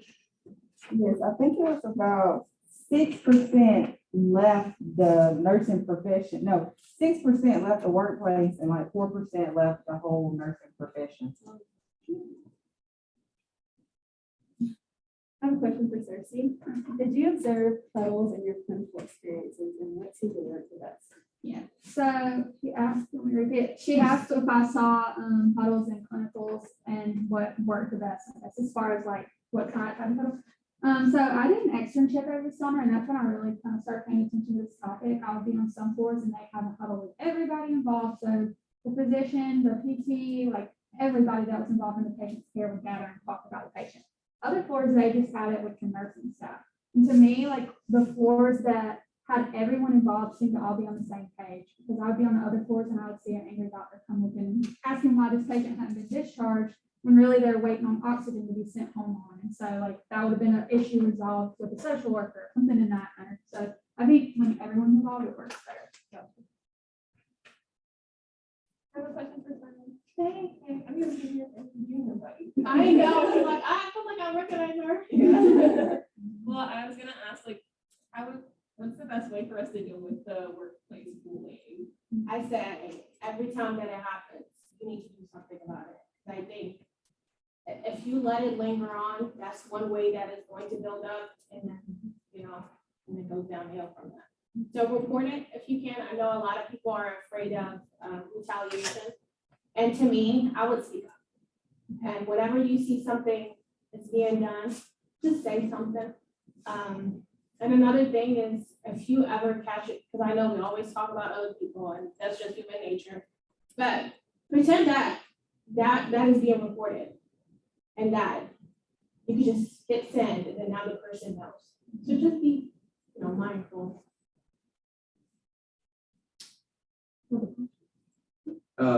Ms. Walker, so you were talking about, in your research there, how many women in America are taking the contraceptives that lead to the thrombus formations? Do you have that? I don't have the exact number, but I know, like, just based on my own personal experience with myself, my friends, my family members, people that like I talk to and meet in the clinical setting, it's so widely used. I don't have an exact number for you, but just the amount of people that do use it. I'm not gonna ask anyone to like raise their hands, but I guarantee at least everyone in here knows one person that's on it or been on it, so. And it's kind of overly prescribed too. for, like, acne. Right, Yeah. right. I've got a wife and 2 daughters, and so I'm just curious, like from that perspective, like how often it's in use, I guess. Yeah, very widely used. I said he's gonna have fun tonight at the dinner table. That's what I learned today. I have a question. I have a question for McKinsey. So with your PowerPoint, will it be posted somewhere? Because like I know both of us back here were like looking into our birth control options and being like, oh crap, like I had no idea. And like in my family, we have like a blood clotting disorder, and thankfully it skipped me, but I think they don't talk about it as much as they should, especially the people not knowing if they have these disorders. Yeah, no, I can definitely send it to you guys. I mean, but when I was doing this, I had no clue that it was gonna be like that different between all the different types of birth control methods, but finding out that the levonorgestrel IUD didn't confer like any type of risk compared to non-users, like that right there, like if you do have a patient that's on birth control, say she's on like the pill or something, and she has a type of like blood clotting disorder, like the fact that like that's not a widely known statistic about like the IUD, like that's something that can easily change a person's life. Like that could like stop them from getting that blood clot that causes that PE or the stroke. So yeah, I can definitely send it to you guys. Yeah. I'll be sure you guys. Another question for our wonderful presenter. Okay, well, we thank you so very much for all that informative information. This is going to conclude our session. If my presenters will go over to the right, and Adrian will assist you with the certificate.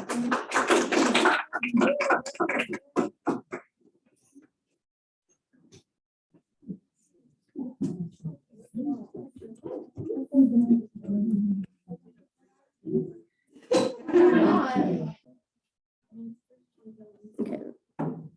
She's here. I saw her earlier, but I think she was taken somewhere, so I'm not sure if she's not in here. Hold on, let me make sure. Are you recording? Yes, I have that. I just need to get to the, I guess, the PowerPoint to make sure. And Do I need to share it on the, because I think they're just going to do a recording. Do I share too? we did downstairs, yeah. Okay, so I do need to share. Okay. Yeah. Okay, so I need to go to present. And then present that. You are good. Hold on.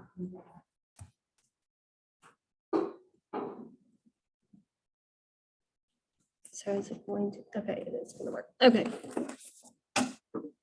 Sounds good. All right, are y'all ready? Well, my name is Morgan Williams, and I am an elementary education student to graduate in May. Today, I will be presenting on PBIS. So let's begin.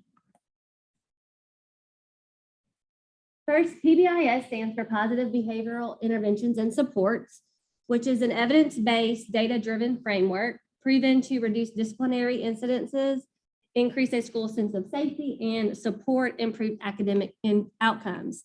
And that's the definition from the Georgia Department of Education. So we're going to look at some history of PBIS. PBIS was first called for in the 1997 Reauthorization of Individuals with Disabilities Education Act, also known as IDEA. PBIS was initially a response to excluding students with disabilities from educational opportunities due to behavior issues and disorders. PBIS has since shifted to a school-wide system that applies to all students, not only students with disabilities. Positive behavioral interventions and supports is a 3-tiered system, a framework that is used to improve and integrate all of the data, systems, and practices affecting student outcomes every day. It is a way to support everyone, especially students with disabilities, to create a school where all students are successful.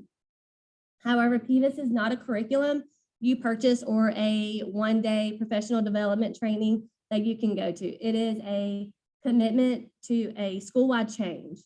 When implemented well, students achieve improved social and academic outcomes, schools experience reduced exclusionary discipline practices, and school personnel feel more effective. PBIS is a framework that calls for actively teaching positive behaviors and implementing evidence-based preventative and responsive interventions to support students' academic achievement and well-being. With PBIS, students are taught positive behaviors and behavior expectations, much like math and reading and other core subjects. So key behavior expectations such as respect for self and others are selected locally per school or district. And those guidelines can look different depending on what that school outcomes are for like what their goals are for that school. And these behaviors are outlined for both classroom and non-classroom settings. So what that's going to look like in the gym or in the cafeteria or at recess. So it's not just in the classroom, it's school-wide.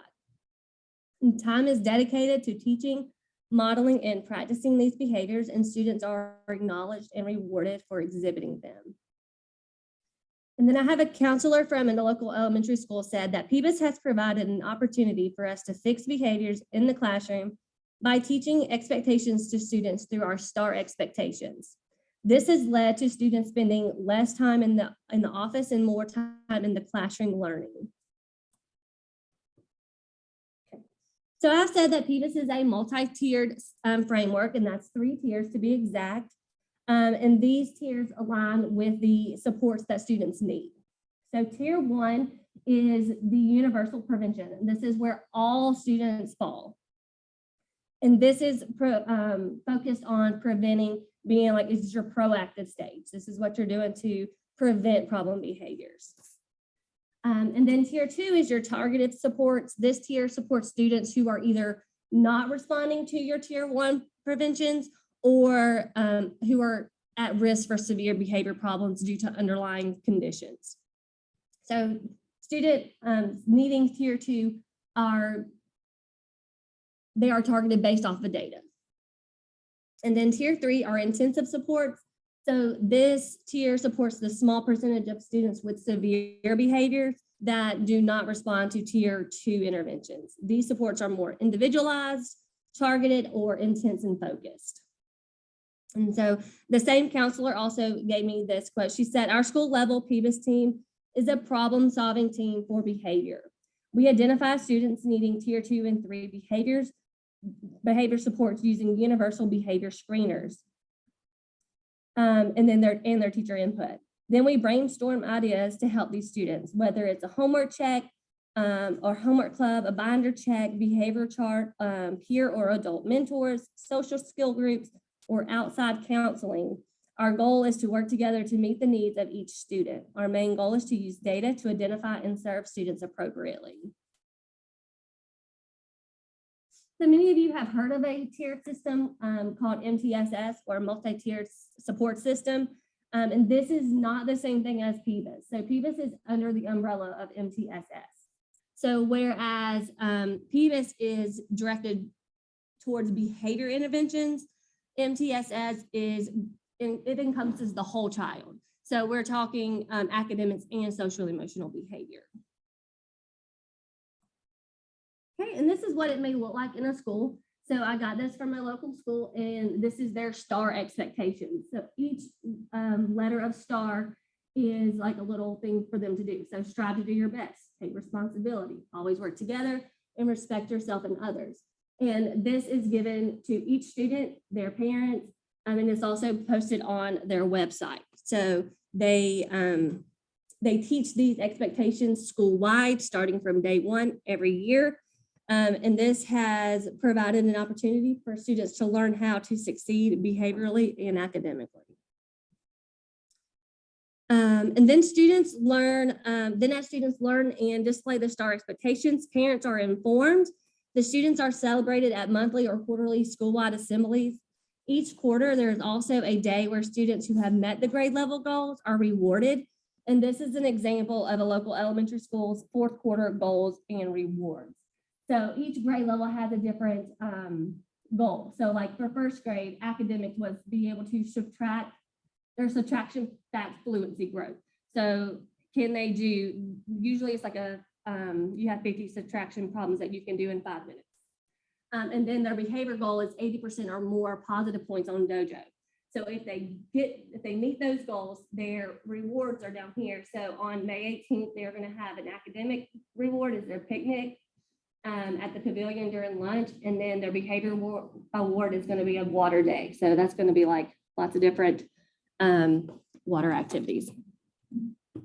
And then these are the references I used. So overall, PBIS is a system that can have long-lasting beneficial effects on school climate if used correctly. And do y'all have any questions? Yes, Ms. Jones. All educational programs, there's pros and there's cons. And you've given us a lot of the pros. Have you heard of any of the cons with PBIS? It's very time consuming. You have to have it's not just like the principal does it. There's a whole committee behind making sure this works. And like with the behavioral rewards, I mean, that's also money. Some schools, I mean, the lunch in the pavilion is not very expensive because you just kind of put out some stuff that they use in the gym, like jump ropes and hula hoops and bubbles and things like that. But then when you get into the water day and you have to buy these water slides and all the water balloons, it can become expensive. So I have thought about going, there's a school that I had interviewed at, they do not implement PBIS. And one of the downfalls is because it is expensive to give these rewards because that it's, behind the behavior theorists that if for them to act a certain way, they need to be rewarded to do that. And a lot of times those rewards come with cost. And so when I thought about how could I present this to them the way they would do it, I was like, well, where's the extra funds going to come from? And I know that the current school that does this one, they have extra funds that comes from like a donation that was given when someone passed away. So they pretty much use those funds to do all this extra stuff. So I know that it's very time consuming and it costs a lot of money. Yes, ma'am.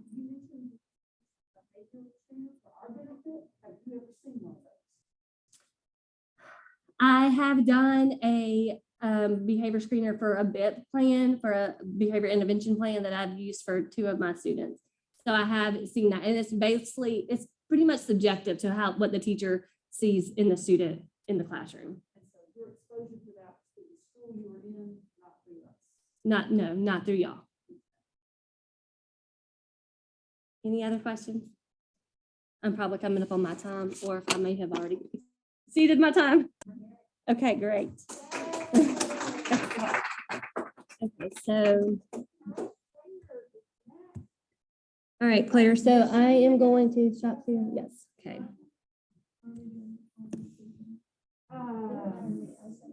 They're doing it in the order, so I'll have to put this back up whenever it's her turn to go. So I am going to. Thank you for suggesting that. Did you want this to be in the very front, or did you want it to the side? We'll make it to where they can still see it on there.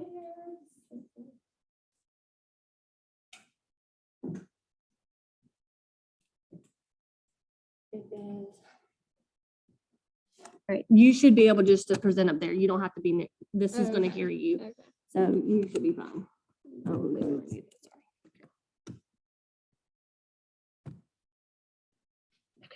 You should be good.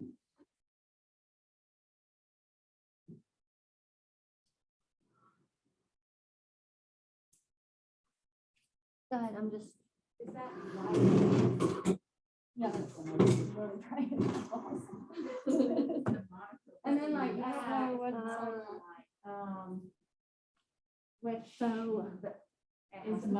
maybe we can, I'll just move this over a little bit more.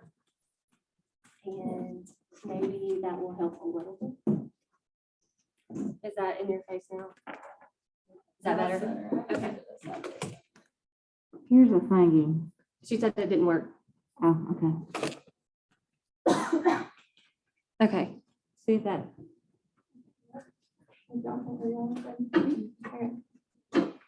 Hello, my name is Dempsey, and I chose to do my project on building community in the classroom.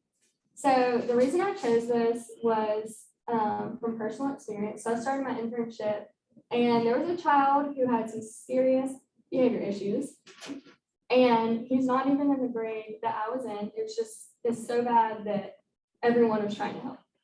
And my teacher is amazing, and she could always get this child calmed down, and he would listen to her. He would do exactly what she asked of him. And I was like, why? Why is this child, he's not even in her classroom. Why does he want to listen to her? Why does she help him so much? And I realized that she had him the year before, and that she had built such a strong relationship with this child that he wanted to do good for her. So, and of course, we had a whole classroom management class about building community in the classroom, and it was like a light bulb went off. Like, I knew exactly what she had done in the past, even though I hadn't seen it, that she still does with this child today. Every day she tells him that she loves him. He's allowed to come down in our class and help our students do math or writing or whatever. She tells him that she's so proud of him. She gives him all the dragon dollars in the world for doing what he's supposed to do. So that was the reason I chose this project. So building community in the classroom, we know that teachers, we don't just teach standards. I mean, we're like parents, we wear many different hats throughout the day. We teach basic life skills, conflict resolution, listening, speaking skills, time management, organization, social skills, literally so many things. So building the community in the classroom connects all of these things. The Google definition, if you look, is a group of people living in the same place or having a particular characteristic in common. And this is far from building community in the classroom. This is not even close. We're not just living together. We don't just all have the same characteristics, but we're becoming a family. So a community in a classroom creates a safe space where students and teachers work toward a common goal. This starts with positive relationships, and our students need to know that we love them and that we care about them. It's important to keep students engaged. It cuts down on behavior problems, and it provides students with life skills. Students also care about their peers, their teachers, and their school building. It creates a positive atmosphere that radiates outside of the classroom. There are so many ways to achieve this in the classroom, and I have them all listed here. Those are just a few. Having morning meetings, allowing group work, playing get-to-know-you activities, giving greetings at the door, sharing talents, and reading books that celebrate diversity and inclusion. But those are just a few. So if you want to see better student performance, a more academic motivation, students with empathy for others, and overall liking for school in your students, then you don't just need a desk filled with children. You need a family or a classroom community. Thank you. Y'all have any questions?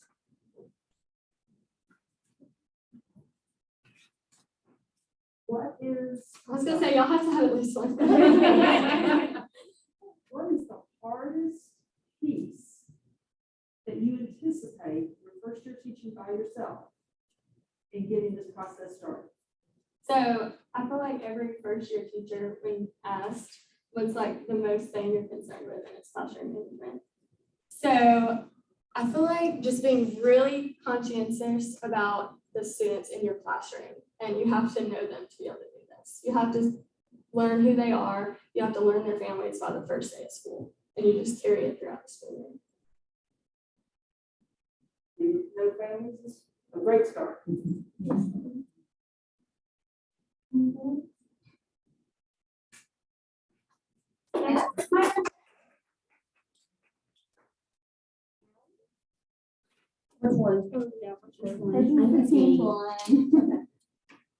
I forgot it. Oh, Okay. it's a lot harder to carry them.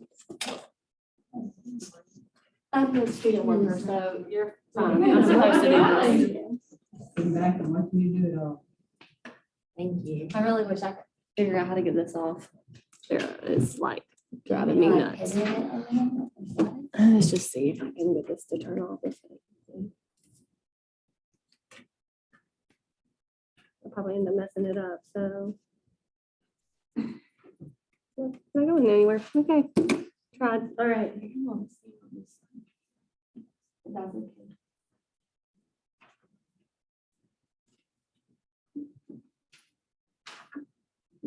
Okay, so my name is Ellie Conley, and I am an elementary education major, and I'm supposed to graduate this summer. I did my research project on supporting students in the foster care system. This topic has always been important to me.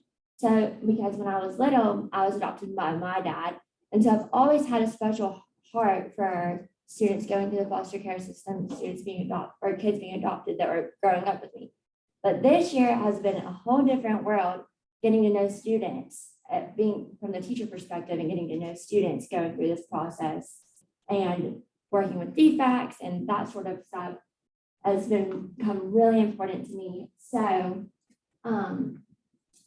just to talk about a little bit, things that you'll see in a classroom or in schools, 62% of the more than 437,000 students that are in America in the school system are in foster care. So these are school-age kids. 62% of that, that's a lot of kids. And this affects all races, and majority, 44% were white students. These students experience not a lot of stability. There's not a lot of stability at home, and then they're moving schools, so there's not a lot of stability at school. And that creates a regression in academic achievement. And that's why I believe it's so important for teachers to learn how to support these students. There are federal policies in place that make it important. So it's not just in the school, up to the teachers. It is a nationwide problem. And to talk about some of those policies, the first one I listed was the John H. Chaffee Foster Care Independence Act. And this addresses problems for when students exit the program. But this supports programs that give up to $5,000 a year until children turn 21 for after school, for college and that sort of stuff. So, and then the next act would be the Fostering Connections to Success and Increasing Adoptions Act. And this supports program, this encourages educational stability. So, for example, when a student gets into a new foster care family, not pulling them from the school that they've always been at and putting them in this whole new place. They look at what's best for the child. And these are just different acts. I'm not saying this happens all the time, but there are a lot of policies in place for this. And then also the Every Child Succeeds Act has the same idea, educational stability. It helps for child welfare with transportation and picking out what's the best setting for these children. And then the next act that I mentioned was the Family First Prevention Act. So the goal here in foster care is reunification, getting these kids back with their families. And so this act helps provide funds so that students and families can learn how give the support to be a family. So that's parenting classes and child care for while they're at work, that kind of thing. So these are ways that teachers can help in the classroom. You know, you might not get very far with defects in the higher up situations with that. You don't get a lot of say as a teacher. I've learned that the hard way this year, and I've been heartbroken a few times. Was just wanting to protect my kids. But what I've learned that I can do as a teacher, so there's ways to help them communicate what they're going through, reading books with them, the invisible string and the terrible thing that happened. Inclusion is a big thing. There are so many things that happen in the school year where it is set up for kids that have a normal family. And that's not the best thing for all students all the time. So implementing things that are inclusive for all kids instead of muffins with mom, having popcorn with an important person. And, you know, we've talked about how important it is to have the family tree, get to know the family, build those relationships. Well, one way to do that, instead of doing a family tree project in your classroom, would do a Circles of Love project. And so talk about all the important people in that kid's life and let them share. It's more inclusive that way. So just to end on one note that I want to say is teachers can build trust, show that you care, and all students need positive relationships. One of my students that's super close to my heart, and she's going through some of this, and she's the reason why I presented on this. We have a friendship bracelet together that we both wear, and then we meet every Thursday for lunch. So just making sure you're somebody that they know that you can count on, that they can count on you. So that's it. If y'all have any questions. What are some of those generalized statements that we make to our class that hurt a foster child in front of us? I would say, Say right. So for me, I would say, I'm going to call your mom. Well, one of mine doesn't have, she's not with her right now. And so that can be hurtful. Or, I'm so proud of you. I can't wait to write a note home to your mom and dad. Those can be hurtful. So I would say what you could say instead would be like, who do you want me to call and tell that you did this great thing to? And making it that way, asking, just being more inclusive and asking them who's important to them. Well explained, and that's so true for so many different families in our classroom. You have to hear what we say, how it sounds to them.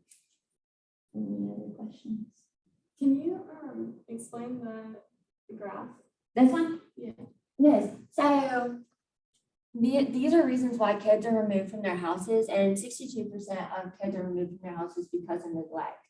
And that is, I see that every day because this year I've given baths to kids, I've blow dried hair, and I've ran to the Dollar General to get some clothes. So neglect is the main reason. And then it goes on to drug abuse, the caretaker's inability to cope with what's going on in their own life, housing, which I've seen some of the worst housing that I could ever imagine that my kids go home to. So that's just then child behavior. So 9% of that, and then parent incarceration and alcohol abuse, abandonment, and sexual abuse. So sexual abuse is the least, which I was kind of happy to find that out. Yeah. So. Thank you. Thank you guys.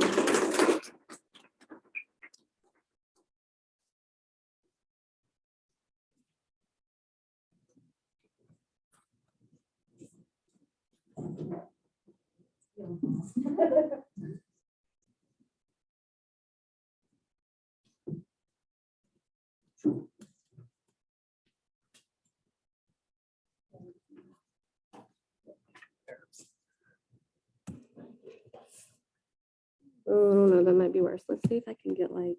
What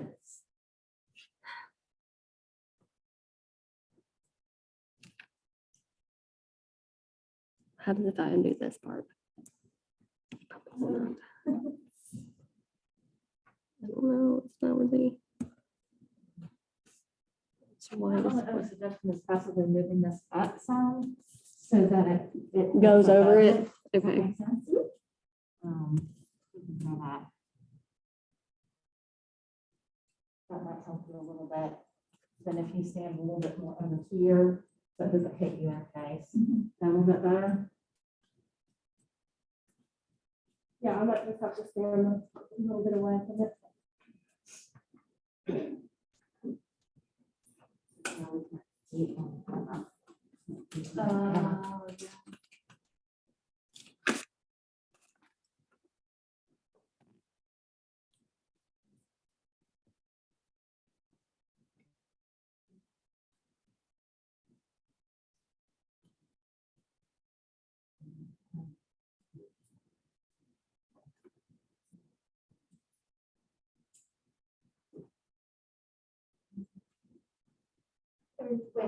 and ask.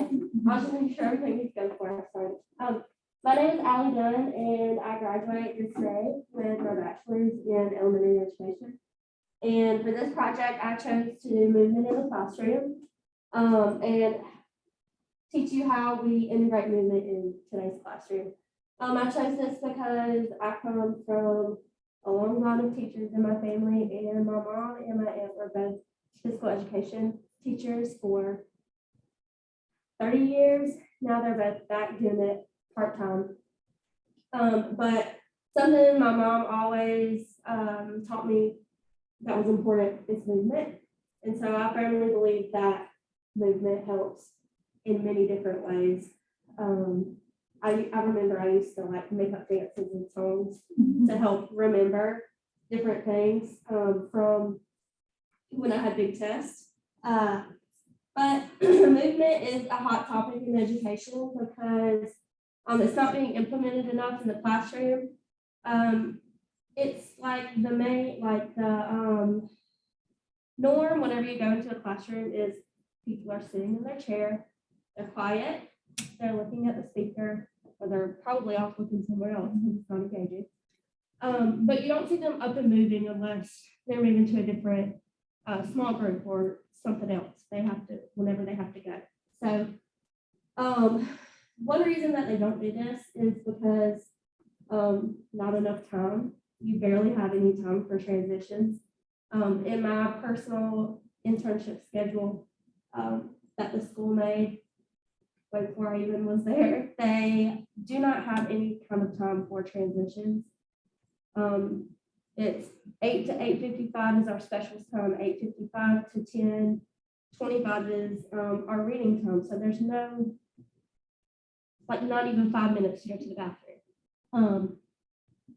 But like I said, it does improve academic achievement and overall better health for your students. So some of the benefits of movement is that it improves focus.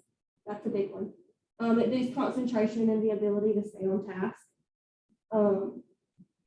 I have seen this in my own classroom after we do brain breaks, like a go noodle if it's raining outside, or once they come back in from recess, they're like really pumped up, they're ready to learn for like the first time all day. So I really love to see that enthusiasm and to see how ready they are to learn after they have moved a little bit. The next benefit is that it improves brain connections.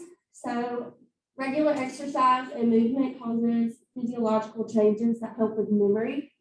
Physical activity has also been known to stimulate the release of epinephrine, and I don't even know how to say some of these words, I apologize.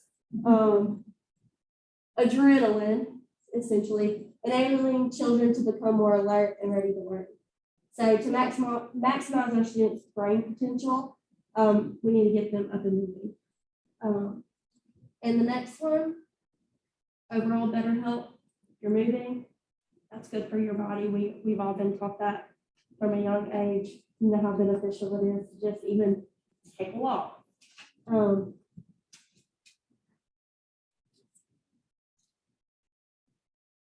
It says being sedentary can lead to diseases such as diabetes, strokes, lung disease, cancer, and cardiovascular disease. So it's puts your kids at a higher risk for getting those diseases. And whenever they move, their minds are clearer, their hearts are stronger, and they feel and focus better. I know I personally feel a lot better once I've been moving part of my day. And one of the last ones, and the one that I personally love the most, is it improves their mental health. These kids go through so much more than we can even imagine at such a young age that anything to help their stress, anxiety, and depression is a great thing to incorporate into your classroom. And it also helps their self-esteem. It's a natural way to prevent the negative consequences of stress.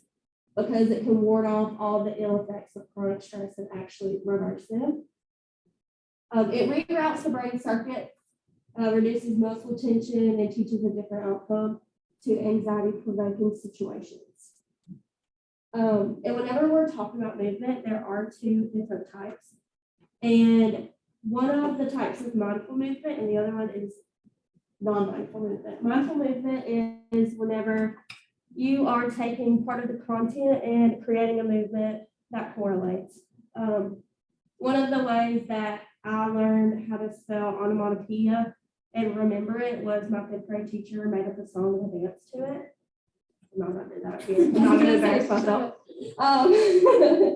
But getting me moving is, and trying to get me to sing and dance to learn that.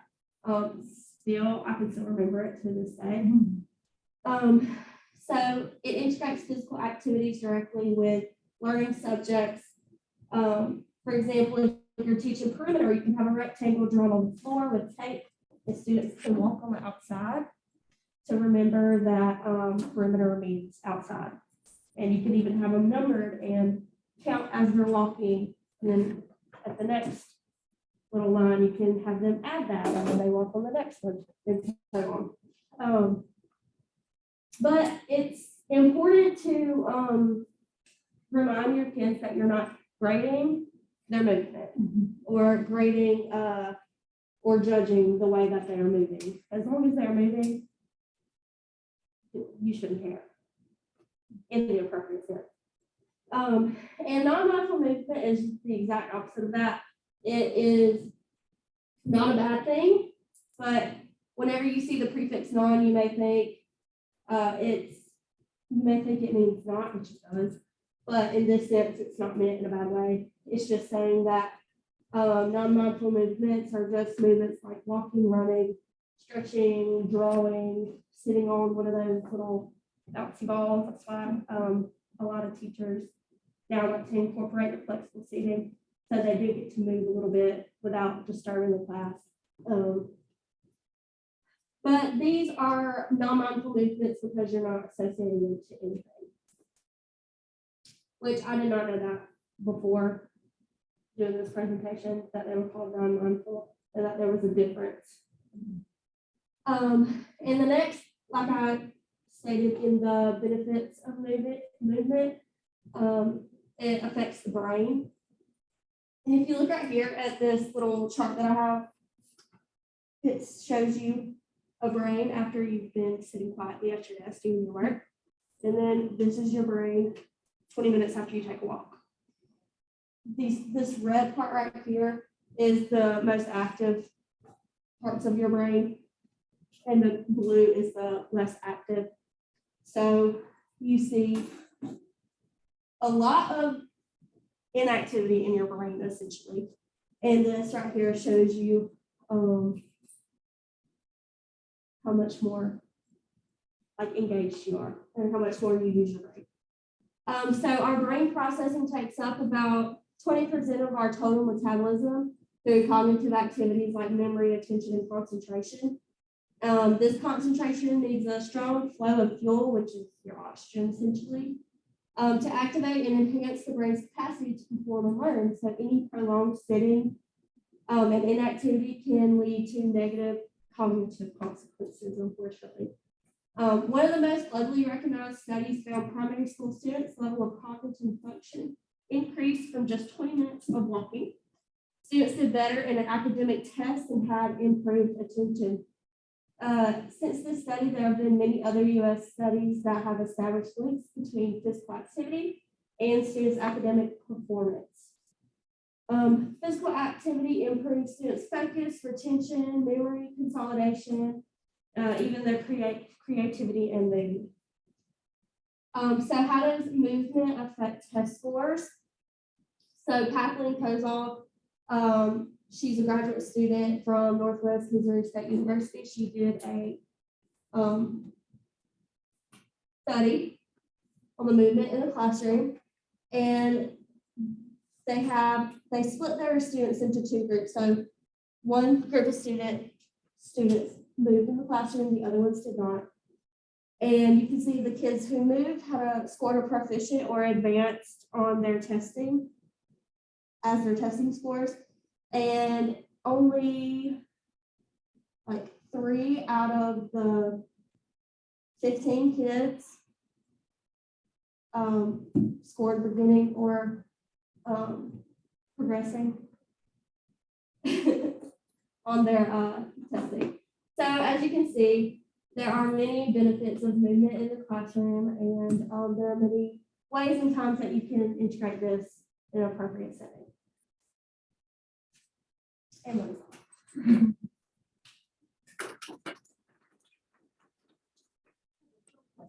Okay. You know that it's important to transition from subjects. You don't have as much control as a student teacher. What are you most looking forward to doing in your own class between the end of reading and starting with math and have to make that right? What's that fun thing you can't wait to do? So, and during those transition times, you can make them, you can have like a little spinner on your smartboard that has different movements, and you click the little spinner, and whenever it lands on, they'll have to do that going back to their seat. So like hopping, skipping, wailing their arms in the air, like doing high knees, things like that, just to get their brain. Yes. Thank you. And that was going to be my question for you to give us some examples of brain activities. Yes. Does anyone have any other questions? Legislature, they just passed a bill today about requiring community events like you. I'm not sure what grade level. They're making it to require that. Really? It wasn't before? It was, I think, K-5. Oh, yeah. So I'm not sure. I think there's a choice in middle and high school to have to be or not. Okay.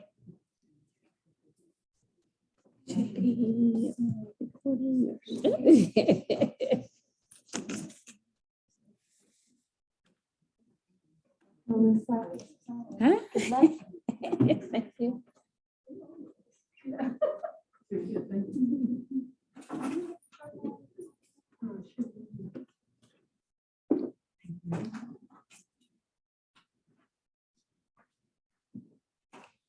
We have Melissa Darden with medical tourism, whenever you're ready. Okay, good afternoon, everyone. My name is Melissa Dard, and I'm in the Hospitality and Tourism program here at Piedmont University. And what I did was, I'm going to tell you a little bit about medical tourism. I know it might seem strange, the term, but you'll recognize it once we get into it. I don't think you'll have to use the computer. Okay. What is medical tourism? Basically, medical tourism is just where people travel abroad to have surgery done. Like, because of, in, just say the US, they're not able to get it done under their insurance, so they go abroad to get it done costly and cost less money. And here we have like some of the benefits, like insurance incentives, where the insurance company might have an incentive if, you know, they might not cover it, but if you go abroad, they might give you a discount. And the luxury and the privacy, you know, medical tourism, where they'll set you up in a nice area, vacation. You have the benefits of getting surgery done as well as taking a vacation, nice vacation. And the lower cost is really what kind of attracts the tourism, because you can, it's much cheaper. And later on, you'll see, I give you some comparisons. And bypassing rules and regulations, they don't want to listen to the rules and regulations, you know, the guidelines that are here in the United States, and they want to have the surgery done anyway. So they go ahead and they'll travel abroad to get it done. Some risks of medical tourism is the quality of the facility, flying home after surgery, poorly trained surgeons. You have surgeons even, in, some in the US, not only abroad, that have bad reps. So you want to make sure you check the surgeons. And flying just checks the risk of flying over and flying back after surgery. And it's best to wait 7 to 10 days, according to American Medical Association, before flying back. And then the process would be some of the things that you might want to do before, like doing your homework, check guidelines for travel from the American Medical Association, look for company that specialize in medical tourism. They have what they call a concierge service, and they will handle everything for you. Even some will have a nurse to fly back with you just in case you have any complications. And find reputable hospital, keep your doctors appraised of your plan. So when you come back, that you have that doctor when you come back, and you can see that doctor in the US. And factor in the pros and cons, check the hospital credentials and partnerships, make sure they're accredited and part of the Joint Commission, and retrieve your x-ray, your medical records from when you're traveling to bring it back, so you won't have any situation with the doctor that's going to see you here. And we just see the cost, the difference in the cost, the procedures, to say like a tummy tuck here is like $6,000 to $12,000, and then abroad it's going to be about $4,000 here. So you can see the difference in the price. And here on the medical tourism index, this is the comparison that Americans took a destination. They chose the destination, and they took a survey. What's the best hospital? What's the best care? The quality, and all those things that they looked in that destination, and they found that Canada was #1 that they would love to go to and have surgery done. Okay, and here is some case studies. My coworker, she had some work done abroad, and that's what kind of made me want to do the medical tourism, as well as me doing medical and tourism. And as you can see, the cost. This is Miranda, a 36-year-old female. This is her with her clothes on before and after. I'm sorry, with her clothes off before and after.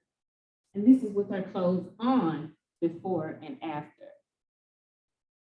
And this is she had breast lift implants, thigh lift, leg liposuction, armpit, tummy tuck, and love handles.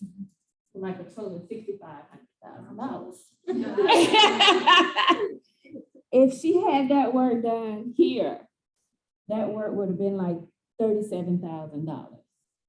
And what she said, she just did the research, and they went to plasticsurgeon.org and looked up the information first and just decided that it was cheaper. So that was no brainer. And this is Sandra.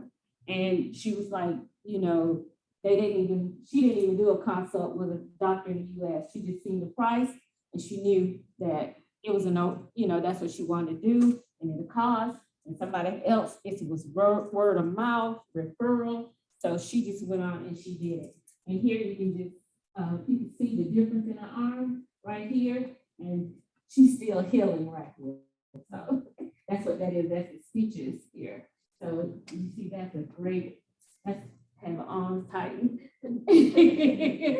And hers is about $6,500 here. And she had the tummy tuck, and then the arms, and then she had a breast lift. And up here is her Instagram. And if you want to go to the Instagram and just view her experience, that's what she included for us. And here is Juanita, and this is her mother. And she had her pacemaker. This is during her process. This is the process of healing, and then this is her after. And so they all saved and they went to Turkey to have all of the work done. And that's my conclusion.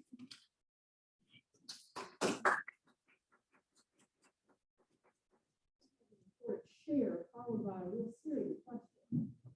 Beware of the countries that bypass rules. I have a 30-year-old friend in my circle who died last year going to Mexico for a surgery where they bypassed the rules. So the question is, what accountability do countries have? Because you said they need to find we need to check their accreditation. Is there any accountability? And tied to that is, do you know what the percentage of people who die from countries that take shortcuts? The people that take shortcuts from that's part of their risk, is. Did you have the success rate versus was there a death rate in there anywhere? I didn't have a death rate, but they did show I did have where people had the risk and they did encounter infections and everything like that. But no, I didn't have a death risk with doing my research from the CDC. And that it just showed that, people do get infections, fever, and everything like that. So, Any glaring warning articles that you read, those are all just the same thing we hear on commercials, beware of the side effects. yes, yes, just Articles that said, glaring, don't do this. yes. So, do you want to go? Do you want to look good? Is that a risk you're going to take?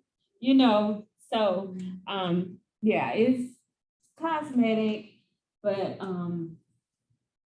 we did notice that, like you said, Mexico, and we do know a lot of people that go to Mexico, but really Mexico, within the chart, Mexico kind of came in at 40 something within the 46 states that most people recommend, Canada was #1, and then Spain, Japan, Singapore are all in I forgot the other one, but all of those are the 5 top countries that people choose for destination. They choose the cultural, the cleanliness, and that's what they kind of went by on that in the medical tourism index. Thank you for taking just a minute to look at the cons versus the pros. Yes, pros and the cons. So, and like they said, do your homework. Because even here, people, we still have surgeons that, might have malpractice and things like that. But with the accreditation, you learn something I didn't know until researching years ago with the medical tourism. They do have accreditation. Some American doctors are there as well. So they don't have all foreign doctors. They have, some doctors, they have a facility themselves. So why not get in on the money that's going over abroad? So, yeah. So, some of that they take into consideration too. But like Sandra, my case study, she said that she didn't really go to a doctor to do a consult, which people usually go to the doctor and do a consult in America, but she said she did because she just seen it and she had a referral and word of mouth in this. They did their own research. Thank you for sharing an important topic. You're welcome.